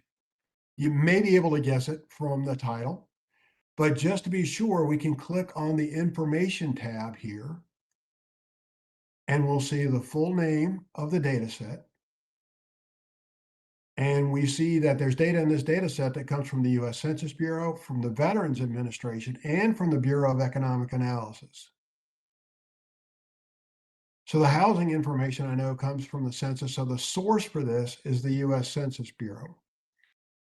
And the years that we're looking at, 1970, 2000, and 2020 in our table. Remember, we want to go back to table here and not hit data. If we hit data, we will lose the selection of this data set and we'll lose all of our filters. So we want to be careful in how we navigate back. To get back to our table, we'll click on the table view. So is there missing data and why? Well, I happen to know, because I'm old as dirt and have been working with this data for a while, that the years of data that we're looking at are decennial census data items. So those are only available every 10 years. There was a question right before the break about ACS. And this is an example where we added the 2015 ACS in here to give us a metric point. And the 2020 count here is the 2020 census and not the 2020 ACS. So there's a little bit of an apples and oranges mixture in our sources here, but they are both census data sources. So the data points are missing here because those are only decennial census years. There are data sets out there that will have vacant housing data for years in between these. Those are coming from different data sources. But for this data table, because we're looking at census information, we're only seeing census years. And that's why there's some missing data here.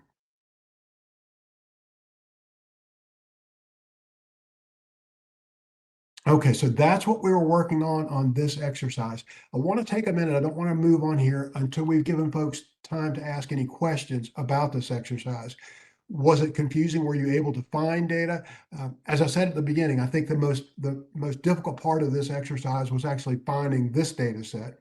You could have gotten this data from other data sets, but we wanted to use this one because we're going to use this data set on the next version of this exercise. So I did see some questions pop up really quickly. Can some of you folks at the library maybe bounce those questions to me? Yes, there is a question. How do you know there's missing data? On this information, you may be expecting, we're looking at vacant housing units. So when we look at the availability of years, how come we only see these years available? I would almost expect to see annual years placed in here if I wanted to see the change in vacant housing units over time. And there are data sets that do provide that. So here we see missing data because there are not years that are available. Before the break, we had looked at a data table to look at the population, the Armenian population. Someone had asked, can we get more detailed information than just Asian population living in a county? Can we get a breakdown of Asian foreign-born population?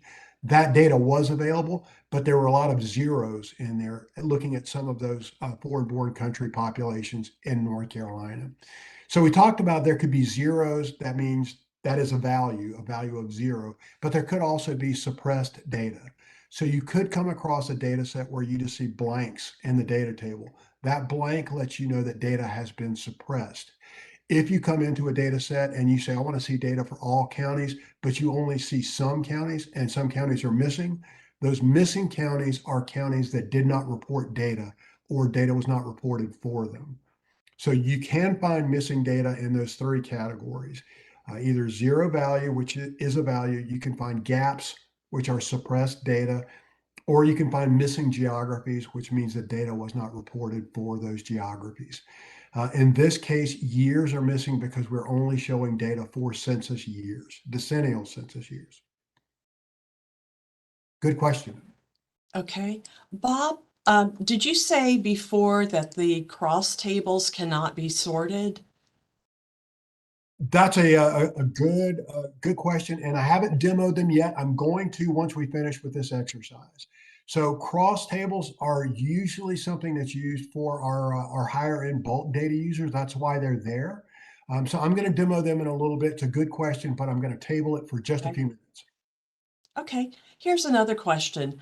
Why is decennial data considered incomplete? What is missing? If so, what if you want annual data? Hmm. When and then the missing exists only in the exception. I'm not, let me reread that. What is missing? And if you want annual data and only census data is available, then the missing exists only in exception. If there are only 80 counties listed, I'd say that was missing data. Okay, so I think I understand what's going on here. I don't want to misrepresent your question. So if I get this wrong, if I'm misunderstanding you, please follow up and let me know. So we're using decennial census for the example of this exercise. The decennial census doesn't actually ask all that many questions. So it's very limited number of questions and it's very limited in what it reports out, but it does report that data down to very small geographic levels. So you can get block level data for most of what the decennial census asks. If you want to know the racial breakdown of a given area, you can find that at the block level, the census block level, very small. But it doesn't ask a lot of data. So if you are wanting to find the number of persons in poverty, that's not asked on the decennial census. You're going to have to look at a different data product for that. So since we were given the years that we were required for this question, we looked at decennial census data. And the decennial census is only asked once every 10 years. So that's why you see gaps in time for when this question was asked. There are other data sources that will ask it. The new ACS, as it's being run right now, and with the new privacy policy that's being applied to it, it suppresses a lot of data below certain geographic levels. So ACS at best will report data to the block group level or census tract level. A lot of that data you may find suppressed, or it will have very high margins of error. The new privacy policy is going to change that even more. So the new ACS data will have problems with it. When you start looking at data from other reporting sources, even from the census data from something like the economic census shows a lot of data ranges for how data is presented. The number of establishments that have between 500 and 1,000 employees, it may only give you a suppression code of B because there may only be 4 or 5 establishments in a town that have that many employees, and they can't release that data and protect confidentiality, so they suppress it.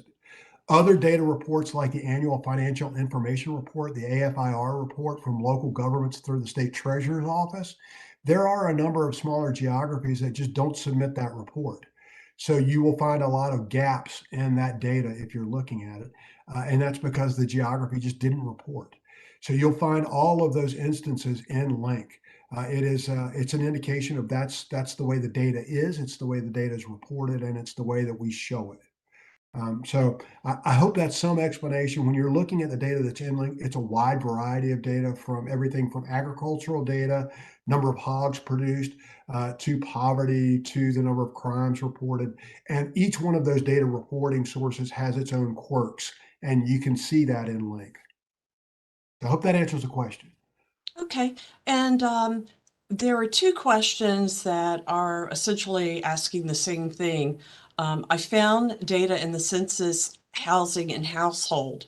In general, the counties with the highest vacancies were the same, but the values were different from what you found. Not by much, but the values were different in the 2020 value for Mecklenburg County.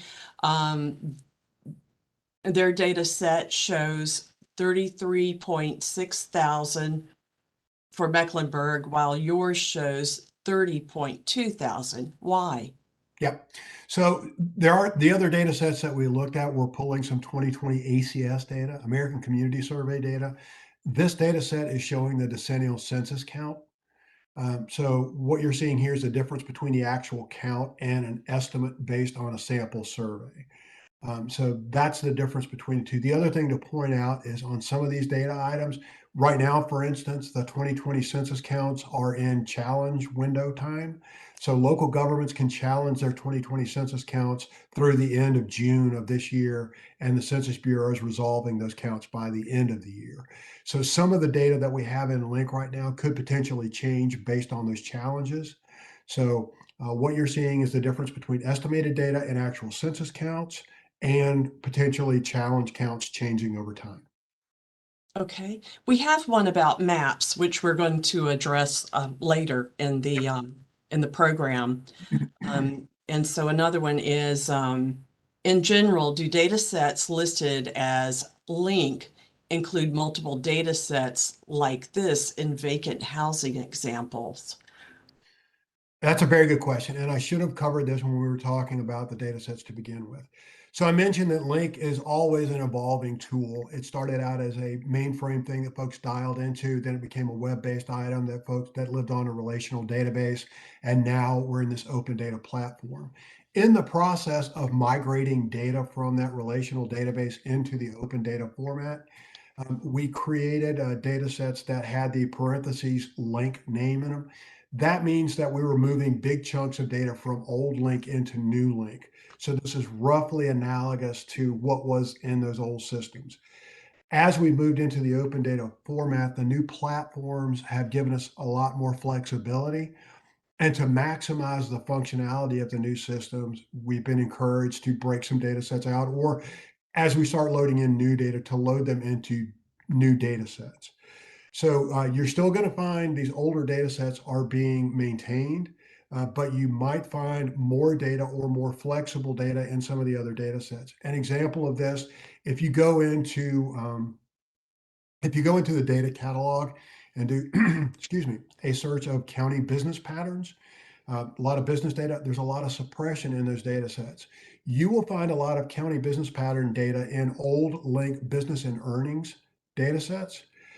But for now, we're using the API calls. Instead of just bringing in some of those county business patterns data, the new data sets are named for the year of the release of the county business patterns, and it brings all the data from the county business patterns in. So instead of just being able to find out the number of manufacturing establishments in Buncombe County, you can find the number of chrome car bumper manufacturers in Cumberland County for a given year. But instead of it all being in one data set, they're in individual data sets for that release. So what you're seeing is that little bit of difference, and that's why the number of data sets is growing. So I hope that makes sense. If you see a data set that has parentheses LINC in the name, that's an older structured data set. If you see one without it, that's probably a newer data set. Okay. Is there any indication when the decennial or the American Community Survey data is being used in a data table? Is being updated, I assume is No, is being used in a data table. Is there an indication when it's the decennial versus the American Community Survey in a table? we have tried to be intentional with the data set descriptions to let you know what's in that data set. In terms of what the source for that variable is, you really also need to kind of keep another window open and have the LINC data dictionary there. It should tell you in the variable, that variable name, the data definition will tell you if it's decennial or if it's ACS. And while we're on that topic, I'd like to ask kind of a general question to the attendees out there. This is another reason that I picked this data set is because we have had conversations with our vendor about how can we tie the data descriptions to the data better, so that users can answer questions just like that. what data product is actually giving me this information. In the data table that we're looking at here for this example, there's a field that says definition, and it's linking to the data definition in the data dictionary within LINC. So instead of having to go over to the data dictionary, you could click on this link. It goes to the data dictionary and it pulls up the variable ID. So it tells us that this is coming from decennial census and not ACS. So if this is, it's not the nicest solution that we would like to see right now, but if that is helpful, if we should pursue that, that'd be good feedback for us to hear on our end. How can we develop links so that it's easier and more meaningful for users?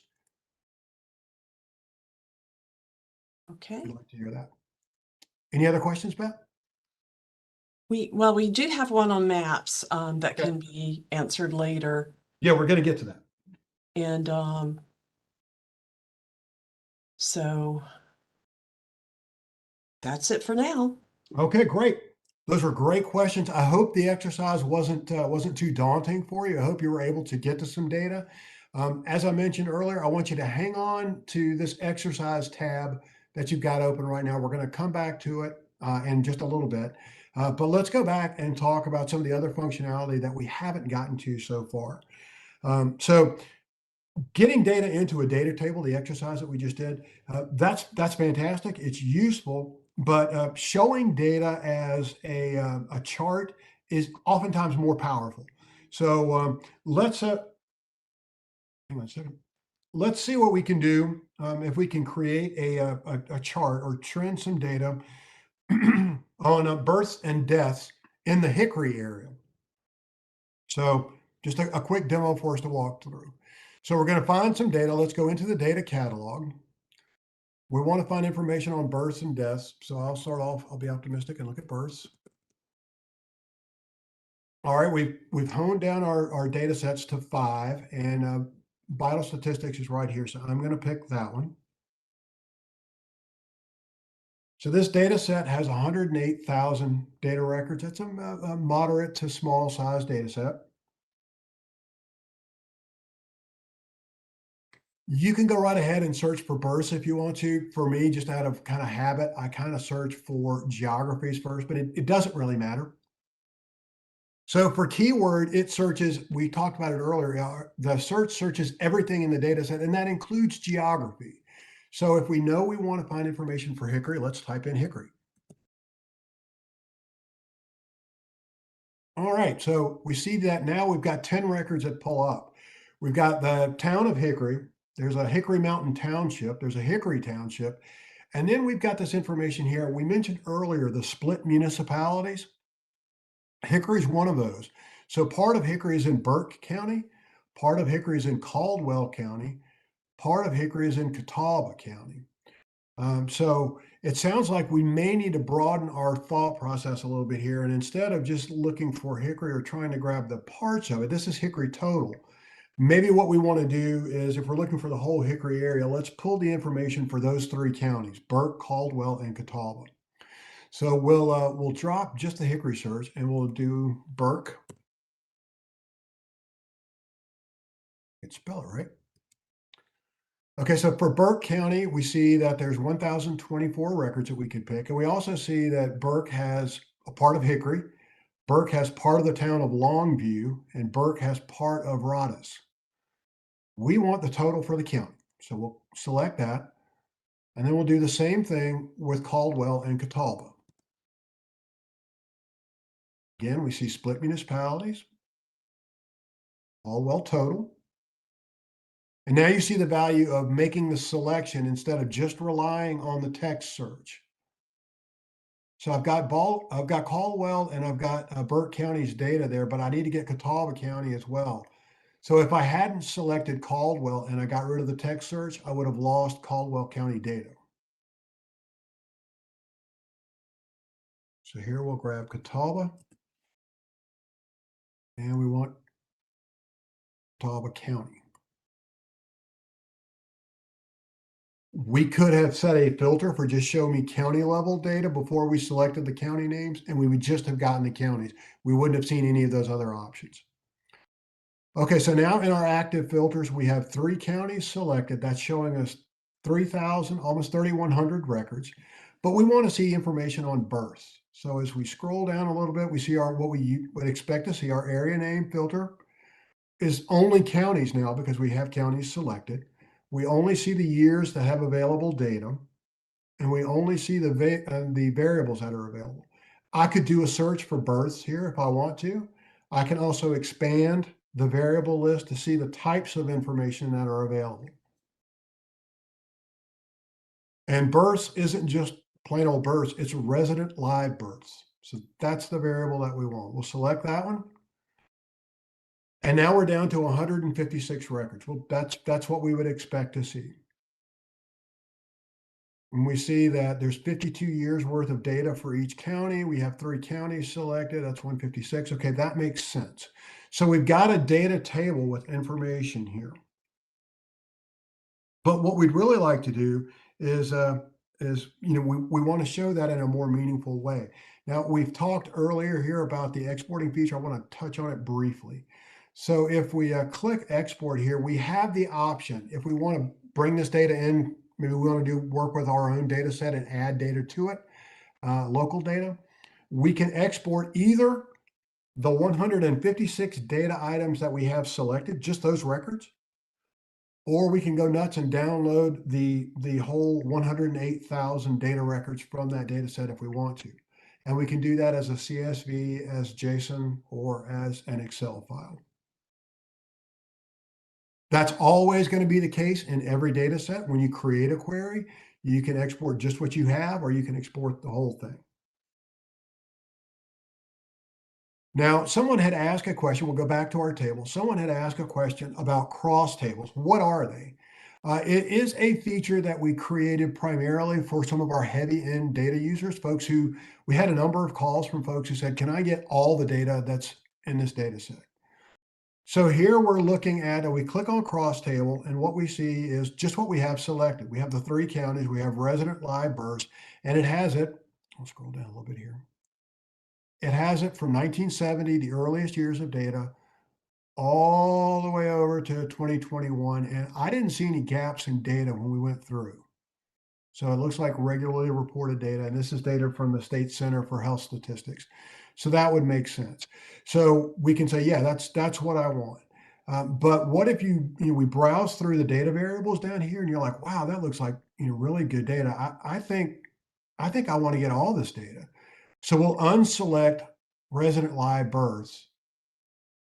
And now we're getting all the data that's in this data set for all years, just for the counties that we selected. So if you're doing some high-end analysis on general vital statistics and health in the Hickory area, this might be a great way of grabbing all the available data in LINC. So we'll notice that some data here don't even start being reported until 1980. And then after that, there's a gap here for persons with work disability. That's a census variable item, and that variable item changed over time. So we might not see it only shows up on census years. And if we read that data definition in the dictionary, it's going to tell us that's a decennial census item. So we have this cross tab for everything. It's not sortable, because the point of the cross table is to grab a big chunk of data, because you plan on kicking that out for your own purposes. This is kind of intended for our high-end data users who are doing a lot of analysis and want a lot of data at one time. So there's no sorting features here. I think that was a question from just a little while ago. However, you can export it, and you can either export just the records that you were looking at, just the 3,000 records for the Hickory area, or you can pull the whole data set. You can bring that into Access. You can bring it into SAS, any other data program that you're working with, and do your analysis there. Okay, so we'll come back to our table, but we do need to reselect births. So here I'll just do a search. Births show up, but I want to make sure that it's there. And I see there's 2 options. There's low weight births, and then there's resident live births. I want the total live births, and we'll get rid of the text search. So now we're back to our 156 data items. But we want to see that in a more meaningful kind of visualization. And I do want to point out here before we go any further, if we come down to the bottom of the table on all of this, our share options are still there. So if this is going to be useful, and remember, this does have the sorting capability built into it. So if we're working with a team of folks and we want to share this data table, you can just click the icon, share that URL, and they'll get the data. And you can also export it. So even though we're talking about pulling in different variables, rearranging data here, this functionality is always with you in LINC. But what we really wanted to do is analyze the data in a chart. So when you see analyze in LINC, it's got the charting thing there. Really what you're talking about is creating dynamic charts. So let's go ahead and click that. So now we come into the chart layout. We've got a nice column chart here with 3 bars that show the county names at the bottom.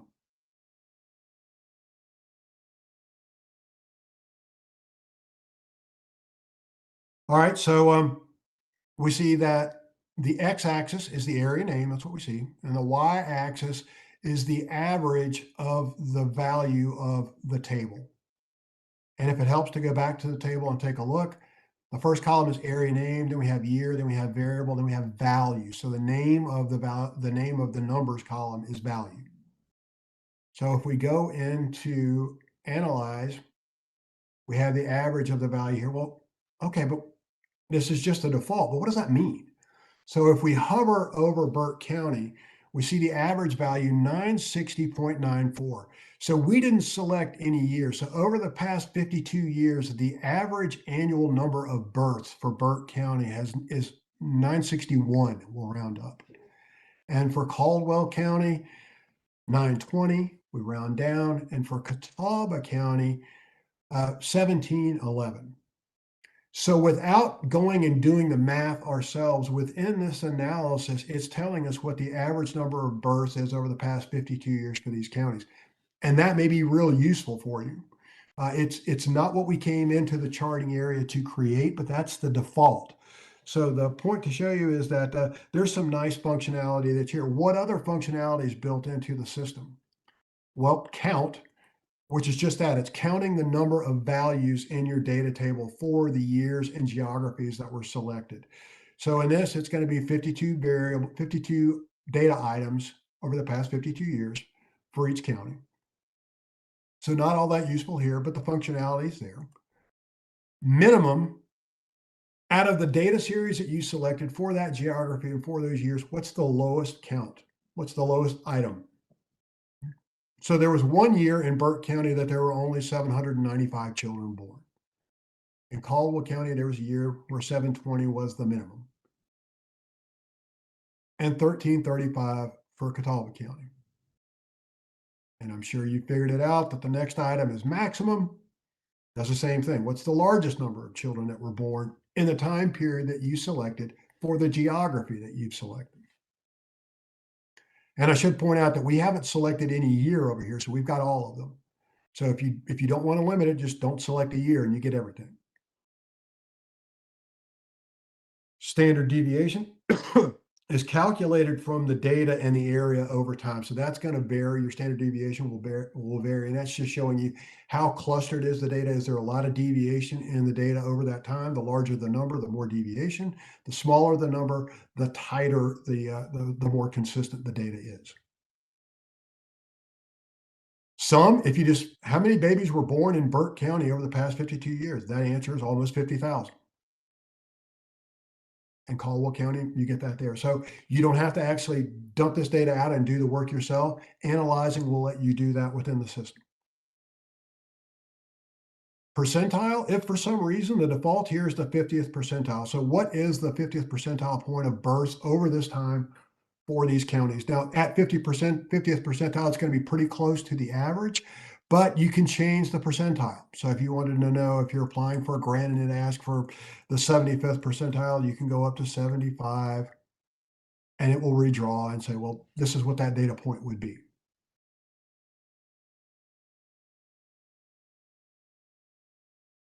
A constant value, I suppose there could be a case where you wanted to set a constant value for a variable. Here it's blank, but if we wanted to set a constant variable of 100, we can do that. And then it just says, okay, well, each column is 100. I'm not sure how useful that is, but there it is. The options that you see here will vary, and you also have the options of a lot of different types of chart that you can create within the system. So the options for designing your chart, the features that are available are going to vary depending on the type of chart you draw. It's always fun just kind of throw a tree map out there every now and again just to see different variables that are available, a range. And you've got minimum maximums are in here. So again, just a demo that there's lots of different things you can do. But what we're looking for is over time, we want to do an analysis, take a look at what's going on with births and deaths for the Hickory area. So let's do a line chart. And we're still stuck on count. What we want to do is let's show some. So we're seeing a sum of everything for the whole year. We're looking at Burke County, Caldwell County, Catawba County. Okay, we saw that with the bar counts, but what we really want to see is over time, how did things change, not for the counties, but for the area. So right now the x-axis is area name. Let's change that to the variable. I'm sorry, let's change it to the year. Okay, so we did a sum here. And so what are we summing? We're summing the value, and we haven't broken it down. We could very easily break it down here by area name. So now we see an individual line for each county, Burke County, Caldwell County, and Catawba County. And you're like, wait a minute, Bob, we didn't select any years. You said I was going to get all years, and this cuts us off at about 1987. Did you lie? I said, no, but there is this maximum number of data points here. And it's at 50 by default. So what we're seeing here is 50 data points. If we click that, we can show all data points. And now we get all the data that we selected.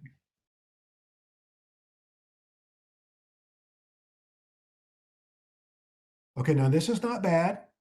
We also can choose to come in. We'd like it to be a little prettier. So let's change the colors. We can click on the bar, the color bar here, and you've got some options of some pre-formatted colors. You can select whatever you think is best for you.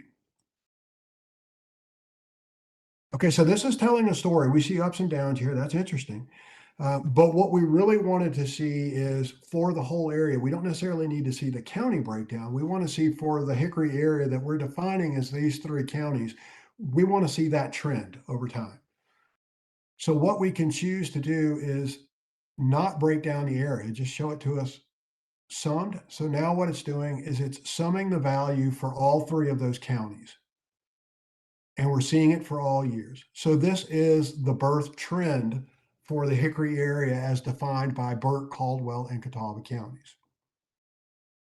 And as you hover over each point, you see that summed value.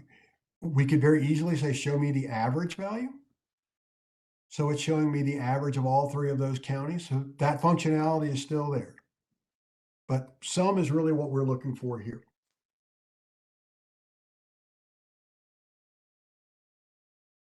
Okay, so that's getting us kind of where we want to be, and we've still got the change. Since we only have one data item here, you can pick a color if you want to. You get a color layout. So if that helps,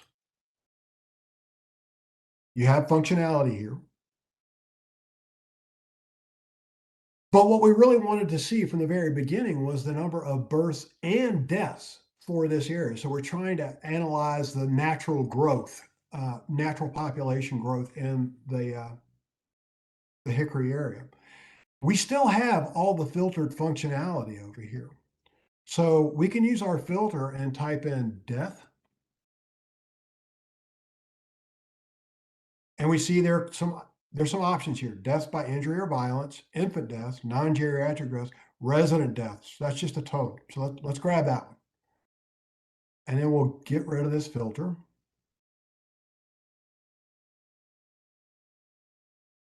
But now what we want to do is we only see, what happened here. We've got data selected and we've got records, but we only see one line. We need to break down the series by the variable.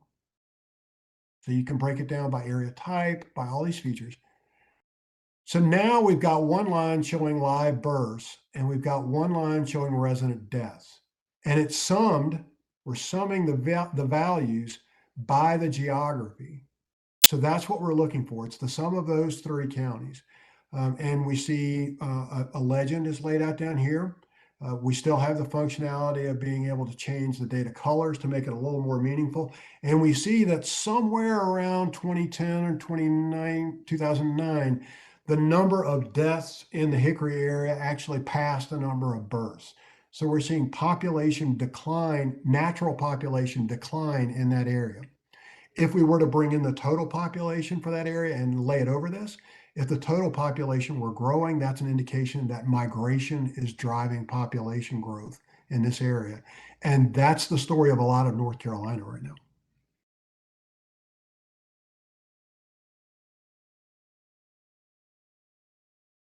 So as I mentioned during the break, I got an opportunity to approve an awful lot of registered user requests. So thank you all for your interest. At this point, you new registered users can flex your muscles. If we scroll down a little bit, we see that we still have the option to share. We can copy this right here, hit that icon,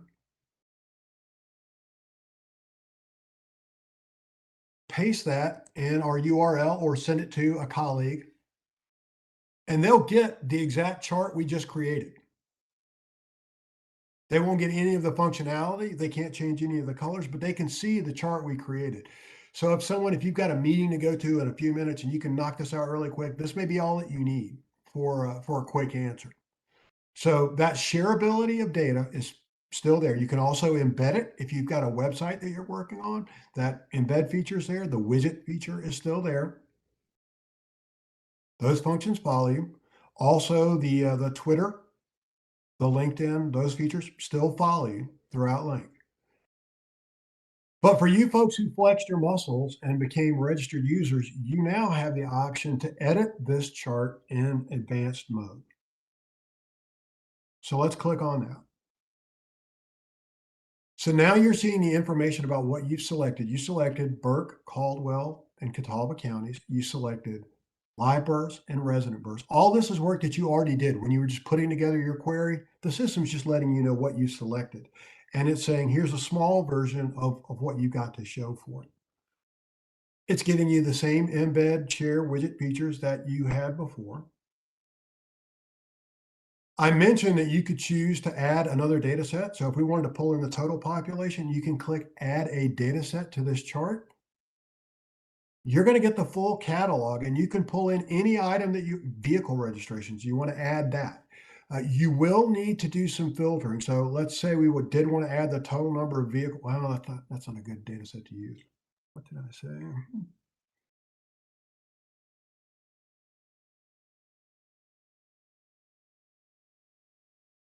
Oh yeah, I was going to do, let's do Social Security beneficiaries. So that's in Social and Human Services. And it's LINC because that's an older data set that was brought over from the old system. We do need to filter that data. So when you're joining to another data set after you've created your chart, you need to sort of do the same process all over again. So we know we need Burke. We need Burke County. We need Caldwell County.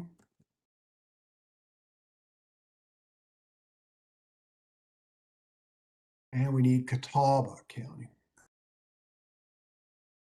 So I need to spell it right.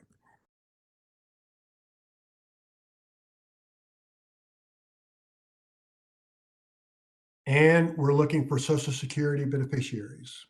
Social Security. So I'll scroll down a little bit. Total beneficiaries is what we're looking for. So we'll select that one. Okay, so that's the filter that's the filters that we want.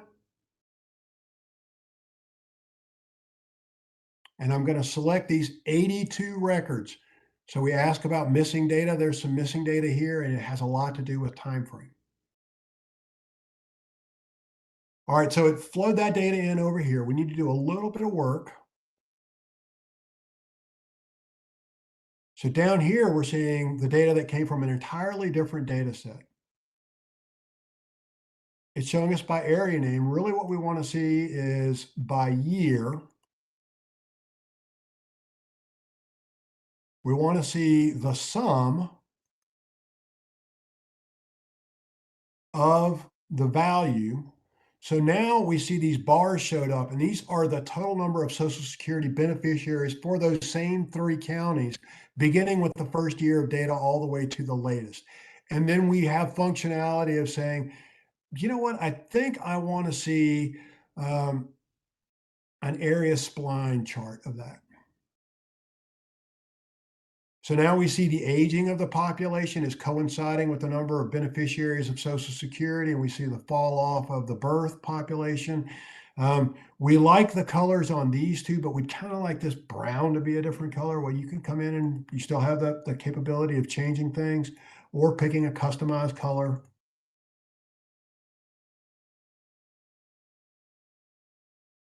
Okay, that's what we're looking for. So now we decide that we want to call this our State Library Demo Chart 2023. Again. And I'll save this chart. So registered users, that's what y'all get to do. And then you can just click on your name if you log in as a registered user. You'll be prompted to your visualizations. And you'll see your demo chart again. You can click on that and there it is. That's always going to be there. You never have to do anything to it. And then let's say in 2 weeks, more data on births and deaths come out and more data on Social Security beneficiaries come out. Since you didn't select any given year on this, your chart will automatically update with those new updated data. So 10 years from now, if you haven't done anything to this, you'll see 10 extra data items added to the end of your chart. And this will just live in your workspace. You can go in and edit it. You can change any colors that you want to. You can, again, share it any way you want to. And there's no cost for this. This is a benefit to the registered users. And you see that as we've worked into this process, we're over in the chart area now in our navigation bar. We moved over to that area. Notice what we don't see here is we don't see tables. So we're not able to go back to our data table and change things, but we can go into our individual queries here and make changes if we need to.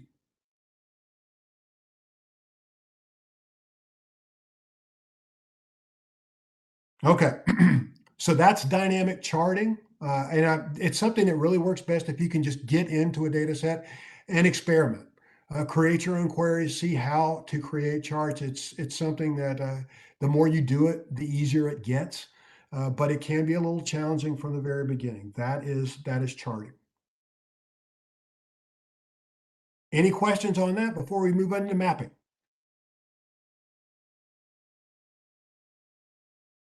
Okay. I saw a quick question pop up. Is there any way of getting the last 10 years? Yeah, we didn't select any years for that chart, but you can absolutely select years if you want to, and you'll only see the years that you select. That does mean that your chart won't be as dynamic. So as new data gets added, it won't be automatically added to your chart if you select years. Right now, there's not a function that says only show me the latest data. We have talked to the vendor about doing that, and it may be something that gets added to the functionality in the future. Okay, so let's talk really quickly about some mapping, and then we will let you folks get into another exercise and see how well you do with this. So charts are powerful, but it's a great way of showing data. But also, folks are getting more and more interested in showing data on maps. GIS has become a much more common way of displaying data. So let's deciding in our household here, one of our favorite things about the summer is when the Tour de France hits. We like to have wine and cheese and watch the Tour de France. So let's say that we're going to have a Tour de France party here at the house. But we want to find the distribution of persons who speak French across North Carolina. How many invitations do we need to send out to all the folks who speak French in North Carolina? So we're going to start with that from the data diction, or excuse me, from the data catalog. And let's do a search for language. Again, spelling would help. Oh, look, so there's a data set called Language Spoken at Home. And this is another one of those data sets. There had been a question about how do you know what's asked on a decennial census versus ACS. Here's an example where we try to tell you as much as we can about this came from the ACS. It's a 5-year estimate and it's based on this data table.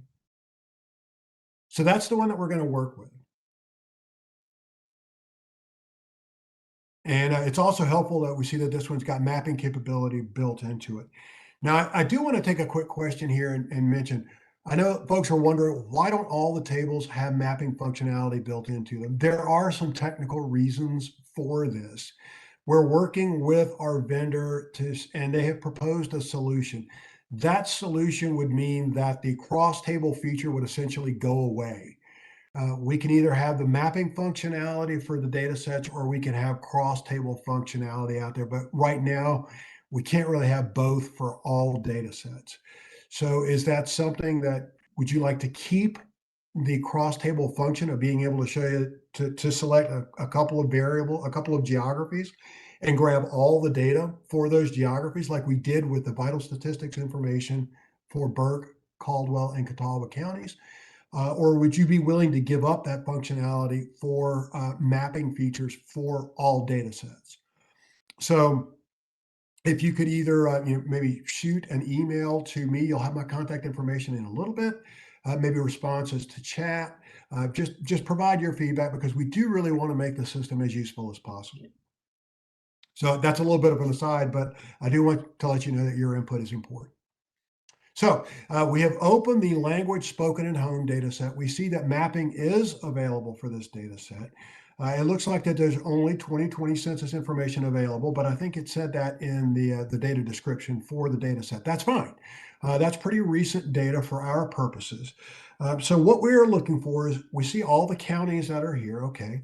We look down and we see variables. Okay, well, these are the languages that are spoken at home. Do they have, yeah, there's French, Haitian, or Cajun. Great, we'll take that one. But it says there's 300 variables.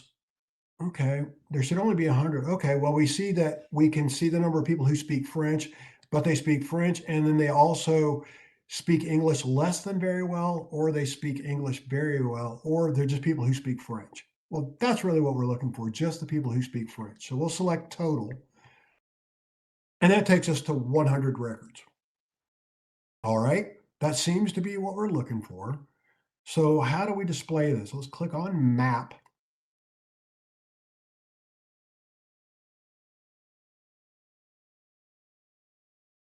And now we see a map that doesn't seem all that helpful. It's got a lot of red on it. And if we click on an area, we get a pop-up and it says, okay, well, in 2020 in Chatham County, there were 214 people that spoke French at home. Oh, okay, so the data is here, but we need to find a better way of displaying it. And you see that I'm moving the map around with my cursor here.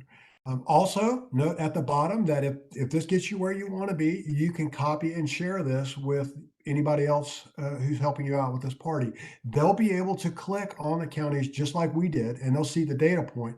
They won't get any of the additional navigation that we're about to do, though. All right, so as we noticed with registered user information, you registered user folks get to flex your muscle again because we also have this edit in advanced mode again here. Let's click that. Now we get a different look. What we want to do is, this is the data set we've selected, language spoken at home, but we want to edit it. So let's click edit. There'll be a little bit of a delay here. Okay. So what we want to do is shift from dots and shapes to this choropleth map. And this displays the data using a color scale based on the variable. So it's going to shade in our geographies. That's really what we're looking for. So we'll click that and the map automatically changes a little bit already. So we're seeing that Wake County and Mecklenburg County have the same kind of shading. Everybody else is in one area. We want to see if we can work on that a little bit. So let's come down a little bit. And we see that there's this palette area and there's a paintbrush next to it. So let's click on that. We see that it's looking at values. The value range goes from 0 to just over 8,000. There's 5 tiers to the map. They're using this color range. And here's the scale that we have. You know what else I just noticed?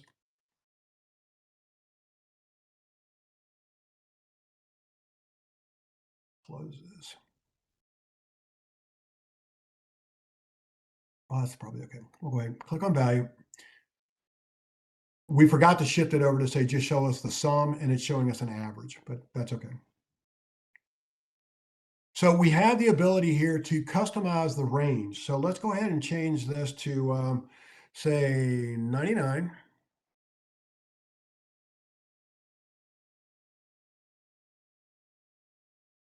Oh, I've got to come up here and say custom. Now we can do it. So we'll shift this value to 99. And it will change the next series up for you. So then let's go to, I don't know, 124.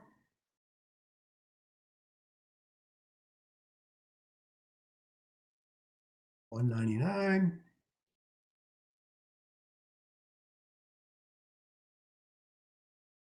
499. And then we want to change our color schemes. So these folks will go with light blue, select the color. These folks will go with a darker blue, select the color, and a green, lighter red, and then the yellow jersey for the Tour de France at the top. You also have out of bounds. So if you created your scale so that nobody fit in any of those, they'll be assigned a different color. And if there are missing values, we've talked about data tables that might have missing values for certain counties. Those can be assigned a different color. In our case, we know we have 100 values, so they wouldn't show up anyway. But I'll go ahead and select those as just blank.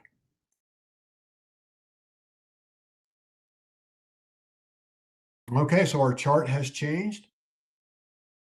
We may also choose to change the outlines of the counties from white to black. We have that capability.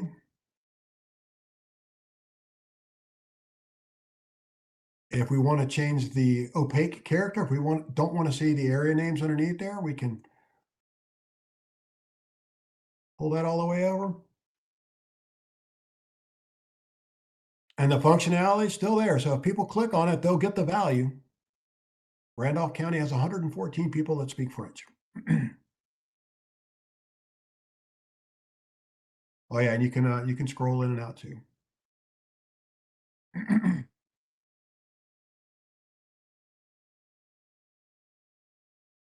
The share features, instead of seeing the embed, share, and widget here, those show up as the share icon on the bar here. So that's a little different in mapping.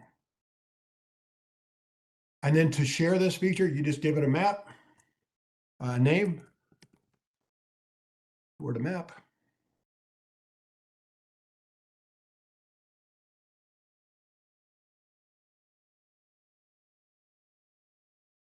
And then if we go into our work area, into visualizations, oh, maybe I didn't save the name right. But you can see some of the previous maps that I have saved in here. So as a registered user, your maps will be saved.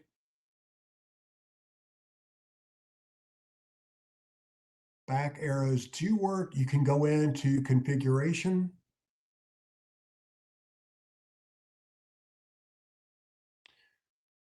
You want to display visibility and controls. Now there's a difference here between what you're working in and what your users may see. So if you shift over to preview, You'll see language spoken at home. You have an opportunity to come in and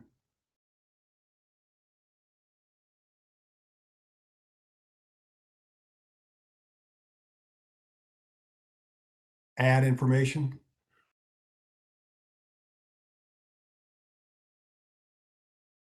Speaking persons.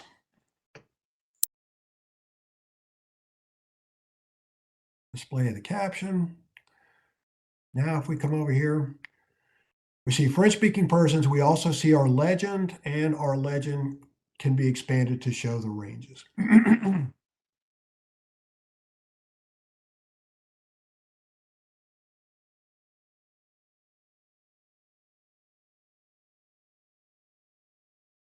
Save. Now, if we come into our individual work area, into our visualizations, we see tour to map. And there it is. In the same way on the charting where we brought in the information on Social Security persons and added that to our map of births and deaths, you can bring in data points from any other mapping enabled data set and add it to your map here if you want to. You really can't. You can only do a shading of one data item. But if they open this chart, they would see the data values for the other items that you had selected. So that feature is there as well. In the interest of time, I'm not going to demo that right now because I want you folks to have a chance to do your next hands-on exercise.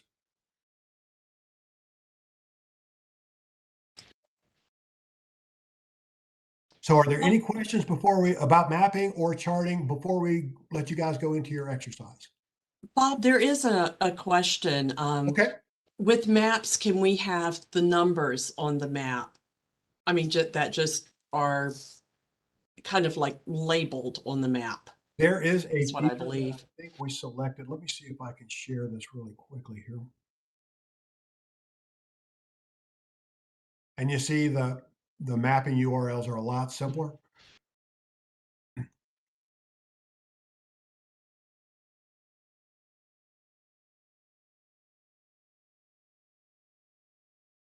Oh, did not copy it. Shoot.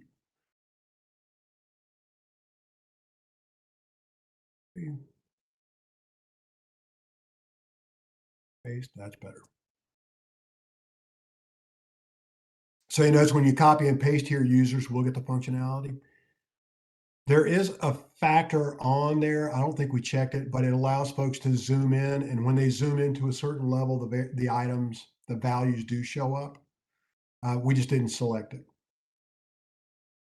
It's part of the configuration when you, as a registered user, when you're designing your map, you can do it there. By default, it doesn't, but it does allow you to click on the geography and see the data point you've selected. Okay.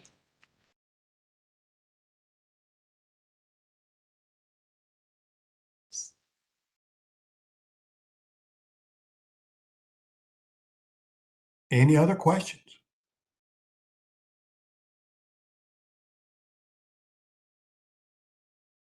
If you know from the very beginning that you want to create a map or a chart, it may be you may prefer just to click on chart or map from the very beginning and not work through the data catalog. That could be easier for you. This is the same thing as going into the data catalog and setting a filter for a view filter as map or analyze. It will limit the number of data sets you see just to those areas. So that's what those features are there for. Okay, Bob, there are a couple more questions about mapping. Sure. How does one normalize map data in LINC so you can display the percentage of French speakers per total county population? A raw count data like the number of French speakers should probably instead be symbolized with graduated symbols. Mm-hmm. Let's take a quick look here.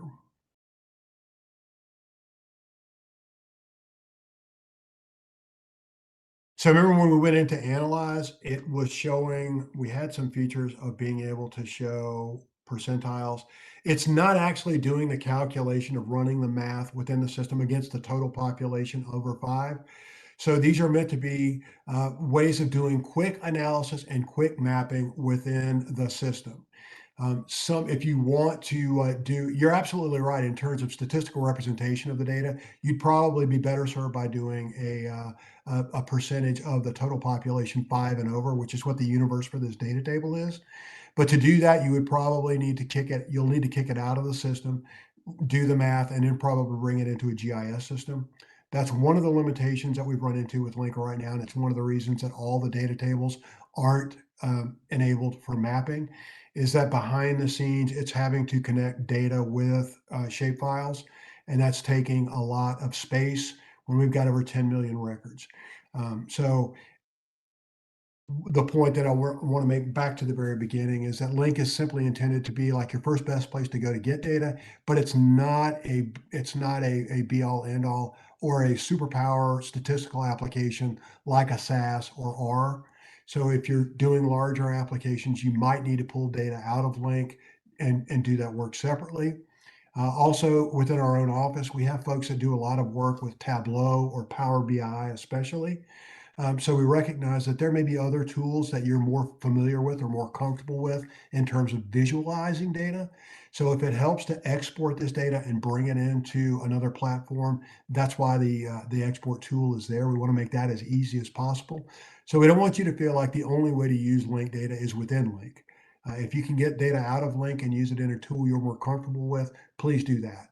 The idea is we're just trying to connect you with data. And all the data produced by the state of North Carolina is not in LINC, but the information tab gives you links to get to those data to do a deeper dive. So we hope to get you started on the right path. I hope that answers your question. Okay, we've got another one. Can you tell how to export a map or chart as an image file so we can paste it into a PowerPoint presentation? Yeah, that is not a quick option for what you see here. I think if you were to create your map, I'll just go into.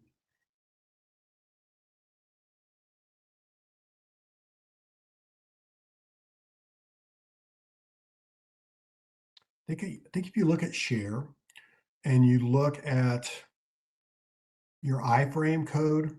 So what's happened here, instead of giving you the share, embed, and widget links, they've just given you all those options right at one time. I think there may be a facet. No, it doesn't. So maybe the best way to do that for a map would be to get to a view that you like. And then you may have to do an image capture, a screen capture of it, but there's not a way within the system of exporting it as an image file.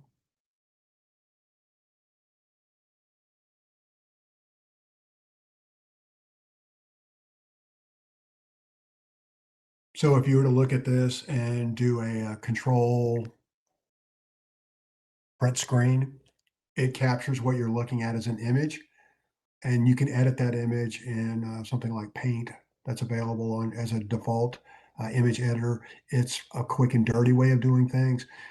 But again, if you are able to do a capture of the URL, maybe open that up in a more powerful tool, you may have more options. But within the system, it's not an option. Okay. We do have some comments, but let's go ahead and do our exercise, and then we will get to your other questions and comments. So let's see.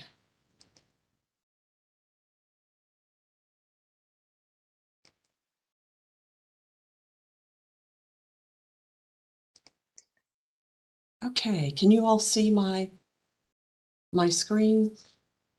It's on one of my last PowerPoint slides. Okay.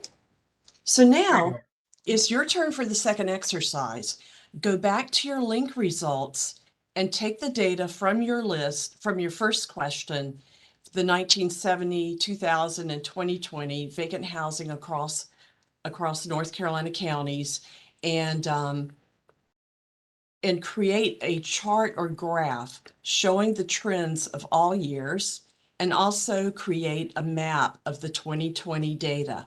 And you're going to have 15 minutes, and then we're going to go over the exercise and then get into the other questions and comments.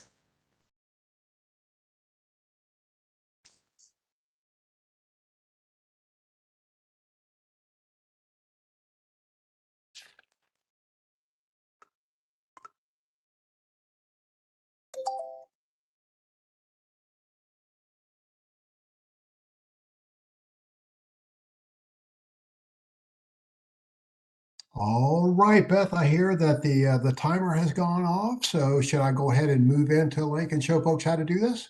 That'd be excellent. All right, great. Let me share my screen.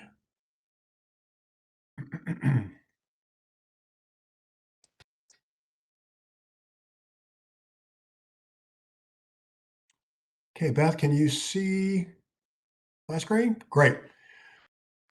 All right. So as I hope everybody took us up on our recommendation to keep 2 tabs going. So I have 1 tab of our last demo on how to do a map, and I have 1 tab of our exercises.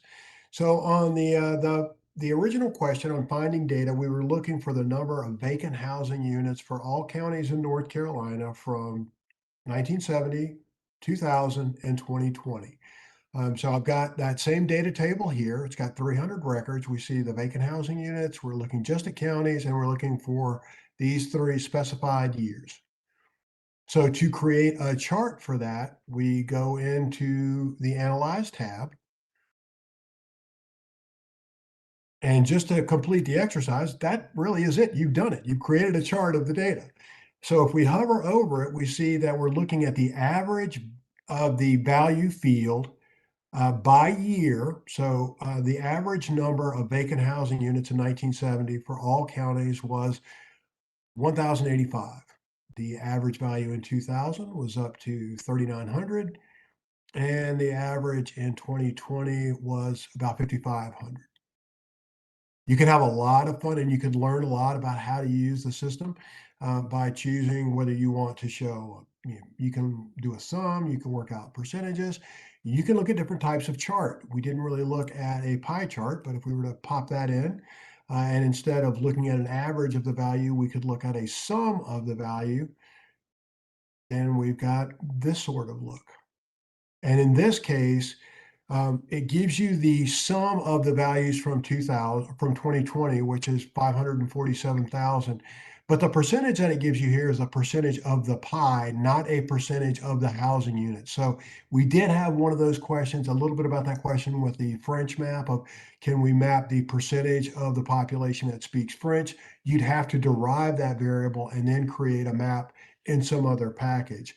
This is not deriving that percentage of all housing units. This is a percentage of the pie chart that this pie is. So the 2000 value is 37.4% of this pie. And the 1970 value is 10.4% of this pie. So when you have time, you feel free to come in and experiment, and you can experiment with breakdowns. Maybe you want to look at the area name, which would be a very complicated map. It's not letting it. Maybe it's because it would just be too complicated. But you've got options on playing with different types of maps, seeing what works best for you. As I said earlier, the type of map that you pick is going to impact the type of options that you get. I didn't mention this earlier. There are 2 buttons off to the side here. The default ordering means that it's going to show up in the order that you selected them, or largest to smallest. And then for ordering, the ordering does largest to smallest, and the default ordering is just the default way that it created it when variables were selected. So you can see some functionality changes here. It may not be all that helpful for you, but you do have some options on chart creation. Okay, so 1970. The next option, if we go back to the table, And again, I'm using these items here and not these items up here. If I had gone up and clicked data, I would have lost all my selections, including my data set selection. So be careful how you navigate. So now we want to create a map. I haven't unselected anything, so I still have vacant housing units. I'm still only looking at counties without specifying an individual county. So I'm going to get all 100 of them. And I've got 3 years of data. So that's 300 records. That's what I'd expect. Now, if I click on map, in a very quick way, we're done with the exercise. The map is created, but we have three individual data points for each geography. So if you click on a county, here we are in Randolph County, you'll see that you have 3 data points to look at. So in 1970, there were 831 vacant housing units. In 2020, there were 4554. And in 2000, it was 3763. So you've got one map, but it's showing you 3 data points for each geography. If we wanted to go in and customize this map as a registered user, it's only going to let you show 1 year worth of value. So you'd have to say, I want to show the 2020 value. I'd want to show the 1970 value. If you wanted to show the change between 1970 and 2020, you'd have to export the data out, do the calculation, and then create a map and some other data product. Or take a look, there could be a customized data set that has that value already added in it. That's why you might see multiple data sets that have similar names. For you registered users, and during the exercise break, I did approve about 10 more registered user requests. So you should be registered users now. You may be able to save the work that you just did on that exercise, edit it in your advanced mode, give it a name and save it, and it will be in your visualization workspace.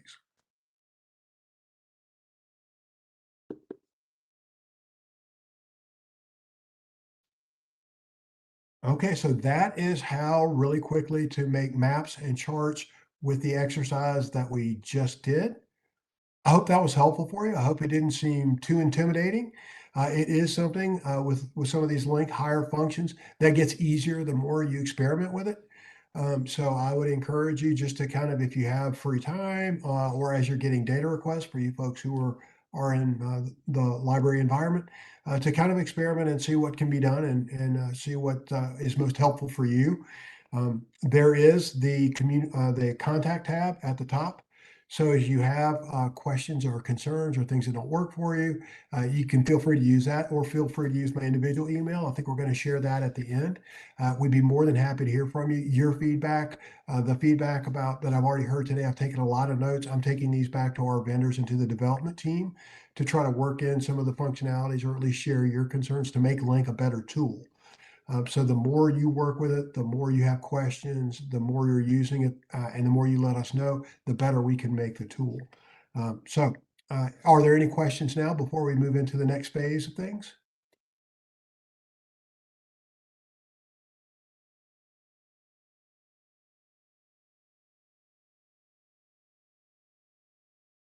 So there are some questions and comments, but I don't see anything specifically on the exercise. Okay. So I see the next item on our agenda is Q&A, and then comments about the state library and other things. So do I need to stop sharing now, or? Yes, that'd be Okay. great. Thank you, Bob. So just want to be sure. Let me share my, here we go. Can everyone see the OSBM slide? I see thumbs up.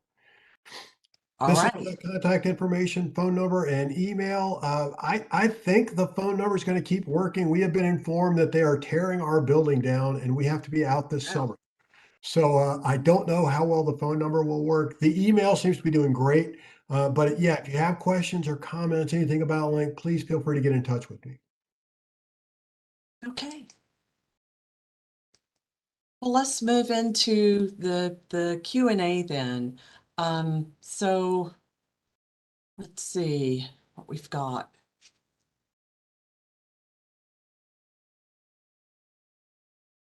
Are you still seeing the question slide?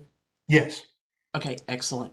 Okay, so there were a couple of people commented that it would be better to have ACS or decennial in the title of the data set. Okay.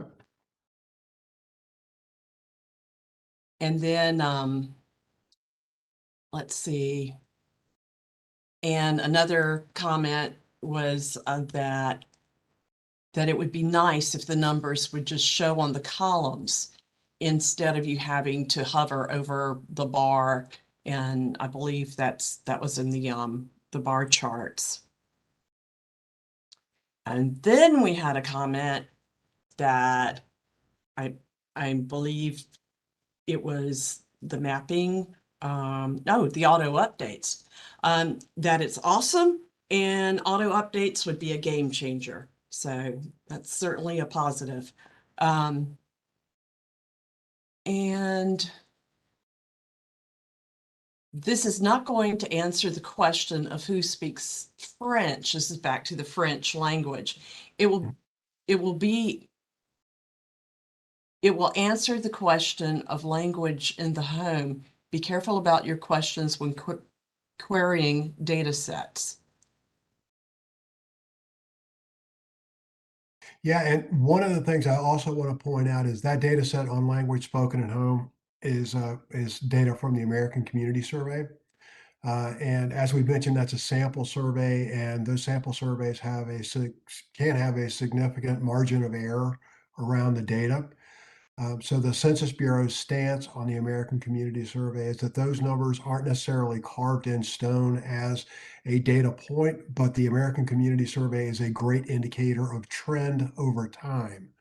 So if we were to download a several years worth of data on the number of persons who speak French at home, if that indication is going up, then it's a fair indication that more people are speaking French. If it's going down, it's a fair indication of less people are speaking French.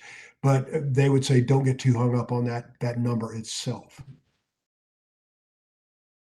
And then we have a comment that one attendee would rather use mapping more than the cross tables. Okay.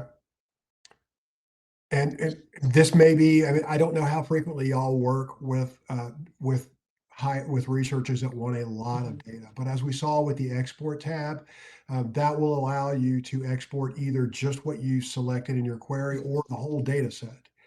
So if it's better for us to promote that as a way for big researchers to get a lot of data rather than having that cross table function and have more mapping capability, that may be the solution. But we want to hear this feedback from you saying, you know, what is of most use to you, the end user, and we'll try to accommodate that. Okay. And here's one from earlier. When looking at the information tab within a data set, sometimes the modified date and the last processing date don't match. For example, the data set from the example of census population and housing, the modified date is 2018, last processing date is 2023. But in the vital statistics and health, it's the same date for both. Yeah, so when data sets are created, most of the data was moved over from the old LINC system into the new LINC system in 2018. And we were going to begin doing these workshops and trainings in 2019 and 2020, but COVID had something to say about that. So a lot of those modified dates are when the data sets were created. There are some facets within the data set to let folks know of modifications can happen if the structure of the data set is changed. So if a data set was created in 2018, but we added mapping functionality to it in 2023, then that modification date refers to the structure of the data set. The new data showing up is a processing facet. So when you see that processing happened this year, that's a better indication that new data showed up in the data set and was processed. Modification means the structure of the data set changed. So if you see 2018, that just means that when we moved all the data set over from old LINC into new LINC, That structure hasn't changed since it's been created. The processing date is when new data showed up. Okay. And there's one last question. So I'm confused about population figures. Who has the latest and most reliable population figures, the Census Bureau or the state demographer? Those are two different and loaded questions. So the latest data from the U.S. Census Bureau could be a couple of things. So you've got the decennial census data, which is 2020 data. The next release of detailed 2020 data from the 2020 census is coming out in May. And then there will be another release from the 2020 census coming out in August, and that will really be it for the release of the 2020 census information. The U.S. Census Bureau does do annual population estimates. Their latest state population estimates came out in December. We will see some more data for counties, municipalities, and the components of change. So births and deaths, that sort of information will come out this spring and summer. The state demographer obviously only focuses on North Carolina and North Carolina areas. He does a survey in the spring and then publishes in the summer. He does projections for the state and the counties because those borders are pretty stable. He doesn't project municipal populations. What we have seen over time, his population estimates are based on the previous census. So the numbers that he's coming out with now are going to be based on the 2020 census with his models in place in his surveying. So our experience has been that the state demographer's population estimates, being solely focused on just North Carolina areas and factors, tend to be closer to what the decennial census counts will be. So it looks like the state demographer's estimates are of a higher caliber looking just at North Carolina areas. The Census Bureau's models are looking at factors that can accommodate the entire country and aren't just North Carolina specific. So we are seeing variability there. So a lot of what you're asking, I mean, if you're working on a grant application or something like that, the grant applications will frequently say according to the census. So you have to use what you're required to use. The state demographer's counts are very good. Dr. Klein is very good at what he does. So I would say when you can, use the state demographer's numbers. Thank you. Well, a big thank you to Bob for taking the time to share his data knowledge and expertise and showing us this amazing resource. And a thank you to our webinar team, Clarissa, Kelly, and Jen. We appreciate you all joining us today to learn about LINC, and we hope you feel a lot more comfortable navigating in LINC and retrieving North Carolina information and customizing it. So before we adjourn, I'd like to take a few minutes to tell you a little bit about the Government Heritage Library's services. We provide research assistance by phone, email, chat, and in person. And North Carolina residents can sign up for a library card, which allows access to a lot of our subscription databases. Also, we manage the membership of the North Carolina Data Listserv, which you can sign up for to get data-related updates. And also, please feel free to contact us if you have any questions or need help. So let's see. And again, thank you so much, Bob, for today and spending your time with us.